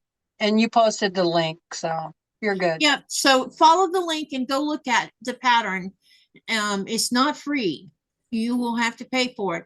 And if you decide to pay for it, go the cheapest route. I went the cheapest route. I did the 65 because I don't feel like I need all the extras for more money when I probably will never even go on Discord or anything else to socialize with other people. All right. Because I'm concentrate, this channel and this sew is more important right now than other things currently. If you know what I mean. Yep, I know what you mean. Yeah, I just want to sew and socialize with you guys and make these blocks while you're watching because I know no one else is sewing. I don't know if anyone else is sewing this or not. I haven't heard anyone talk about doing it. But I will show you what the next block is going to be, though. Hold on a second. The next block after this one is going to be I think it's called Kismet. It looks like a flower. So this one's going to be a real challenge for me because I'm having to stay within that color range that's been given for both the challenges. So it's going to be interesting to see what I come up with. Now with the Hoffman, I can add more colors as long as I use 5. It says as long as I use 5 of the colors out of Copy Shop for the whole quilt. So, but what I've been trying to do is make sure I at least have 3 to 4 colors in each block that is part of Copy Shop. So some of the blocks have 4, some have 3. Where is the Kismet one? It's here somewhere. There are too many papers.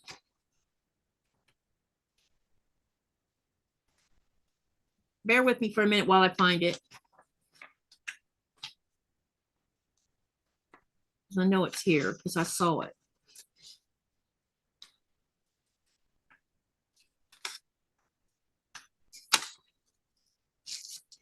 Is Huckleberries about ready for picking?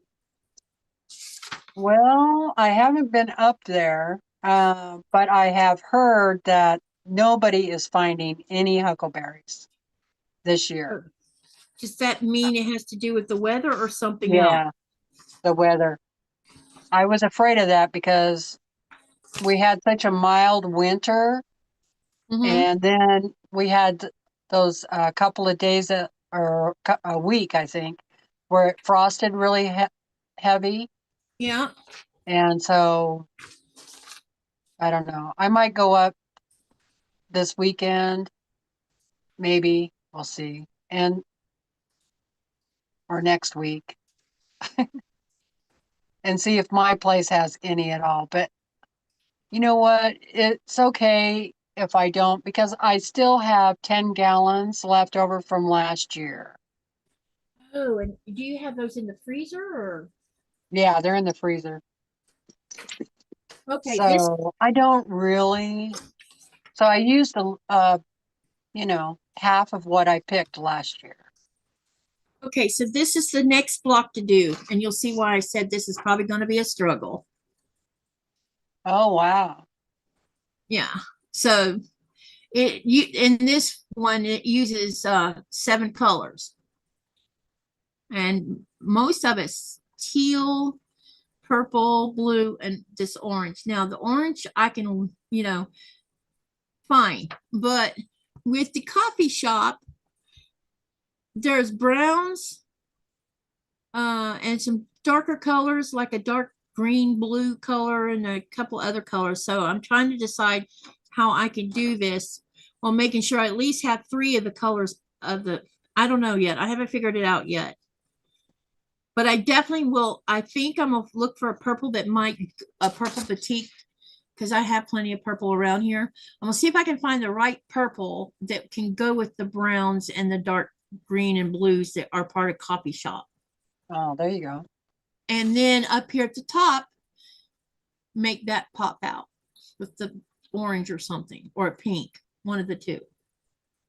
Because either way, it'll go good with whatever I use, Mm-hmm.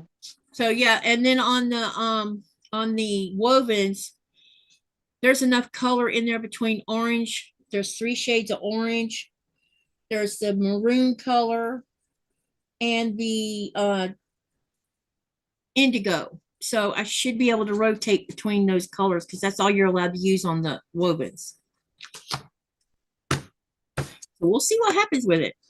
It'll either be okay or it'll be I'm sure whatever you make, you end up with, it'll be okay. It'll be pretty. It'll be this has kind of been outside. I'm having fun with it for 2 reasons. One is, y'all know how much I do everything outside of a box. I'm always outside the box with my colors. I don't follow guidelines all that often because I do what comes from inside. And these 2 challenges are forcing me to stay inside a guideline. You know how hard that is? Because the inside of me wants to let loose and add a bunch of stuff. right. But I need to learn how to do this and be patient and go with it and see what happens out of it. Either it'll look good or it'll look terrible, but at least I gave it a try. And that's the important thing. Yep. And I'll have 2 quilts out of it. Saying the $65 is like the best deal. Yeah, that's the way to go because all that extra crap I don't care about. but the blocks are fun and phenomenal. And the one that's been the most challenging for me was the one that you like so much, Teresa. You know why it was a challenge? Those half rectangle triangles, Mm-hmm. because that's what those are. And finally, I got aggravated and turned it into a paper piecing, and then it worked. Yeah, that's what I was going to ask you. What if I it was made paper paper piecing? piecing. Yeah, I made paper piecing with them Yeah, good. because that was the only way I could get it to work. I couldn't. The I think what's happening here with the way, you know how I talk about like I can't do the knot to hide it inside the quilt um sandwich when you're hand sewing. And every video I watch, I have tried every way they show, and it still doesn't work. And then something occurred to me. You and I are looking at each other right now, and I'm sure you see the same thing I see. It looks like I'm looking at you and you're looking back at me. So everything that you do on your side is going to be opposite of everything I do on my side. Right. Do you understand what I'm saying? So when you're watching a video of someone sewing a knot or creating a knot that's got to go in between the sandwich, I'm seeing the opposite, not the same, like as if you sat next to me to show it to me. Right. And so on the instructions for these half triangle rectangles right here, I'm seeing the opposite on here also. And I didn't realize it until I went to put, it tells you to tape your ruler. And when I look at this ruler versus my ruler, this is upside down.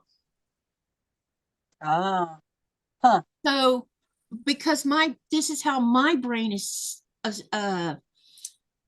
understand, or I don't know, seeing it. I don't exactly know how to Right. put it. So I'm not seeing the same thing as what they're trying to deliver here on how to trim it. And so that's where I was running into problems. Now, Andy from True Blue has a special ruler for this kind of thing, but I don't have that ruler. So I had to improvise. And so what I did is I knew what size this rectangle after you trim it down was supposed to be. So I made it that exact size and then draw the diagonal line. And I used some scraps to test run it. And then I measured it again. Turns out that's what it was supposed to be. So this is how I improvised to get around the issue of how I see something sometimes or how I Right. understand something. And Well, I don't, and doing it paper piecing wise, you were more accurate that way, you yeah, know? yeah, it made it Yeah. very accurate. You didn't have this epic fail going on the trim. Right. Huh. Someone just said, "Hi, ketchup." And he's not here to put a ketchup bottle in front of y'all.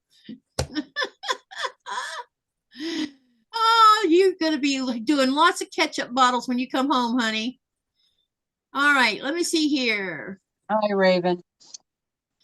Well, I really should get going, Katy. I don't know how much longer you're planning on being on. Yeah, But I'm fixing to knock this off because I've done the block. Yeah. Hey, if you want to tomorrow, I'm doing if you feel up to it. I'm not trying to twist your arm or anything. But tomorrow I'm gonna do Katy Says, which means we're gonna do another improv block. So, you know, I know you were working on improv blocks too. So if you're interested and want to hop on with me, just to do something, no stress, no mess, no nothing. right. You know what I mean? Yeah, send me the link, and if I'm feeling up to it, I will. I will do that. And I am so happy to see you here. We all were missing you, and we were worried. I was telling everybody the last couple times we were talking about how can we check on you. And well, I don't, I don't have your personal stuff, but I thought, why don't we all send a postcard to your post office box and say, hey, are you all right? We've been thinking about you. And you would have had a floodgate of postcards. What what you could do is send me your phone number, and I'll put you on the call list for Okay. Brandon if ever there's a Okay, I can reason. do that. No problem at If you all. want, Yeah, no, I would love that because at least then, if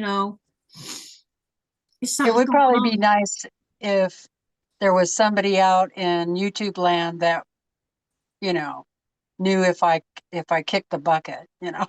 Well, I was trying not to think that route, but Right. I know, right.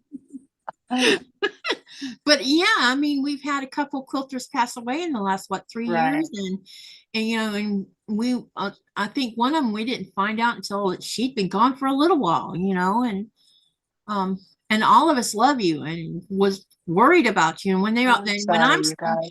you know, and when they come and ask me because they know you and I sew together a lot, and I didn't have an answer because the last time I talked to you was right before I went to Denmark.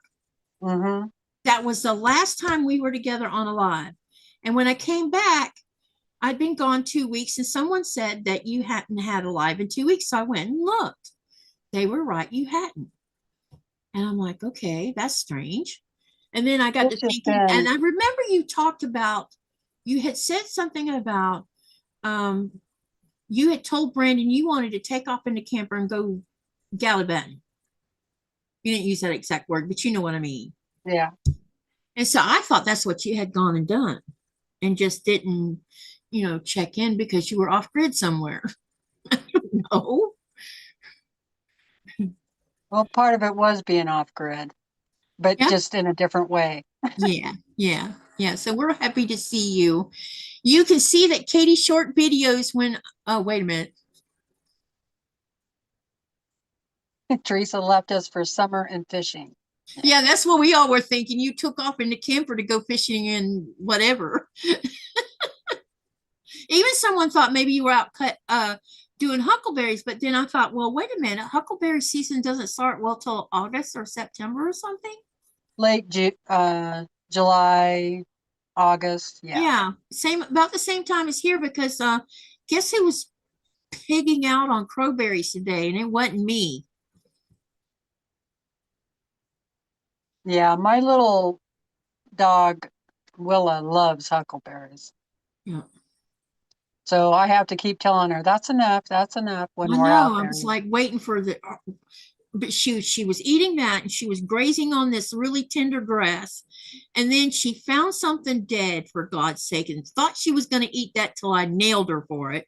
And I'm thinking, oh God, I don't have puke all over the floor tonight, you know. Right. She was eating things that she doesn't normally eat. I haven't been here for a while, says Izzy. Yeah, you haven't. We've missed you too. Okay, so tomorrow, 4:30 Eastern Standard Time, bring your scraps and remember that your scraps needs to be 1.5 inches or bigger. I'm mostly going to be working with 1.5 inch squares, 1.5 by 2.5 inch square rectangles, and leftover half square triangles that we're going to cut down to being 1.5, because we're going to make another either stop, we're going to do something in the middle of all that color. So be there to join us. And remember to, and let me share Teresa's channel. You guys, please go over to Teresa's channel and give her some watch hours while she's been absent, because that will help her out.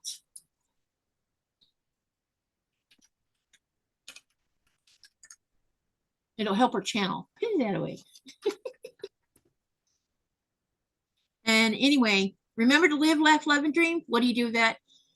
You make something beautiful, or you go do something kind for someone who you never know. You might change their whole world because you did it. So good night, everyone. Bye. Bye. Thanks, Katy. Thanks to you. Thank you for coming. And hang on, I gotta shut the live off.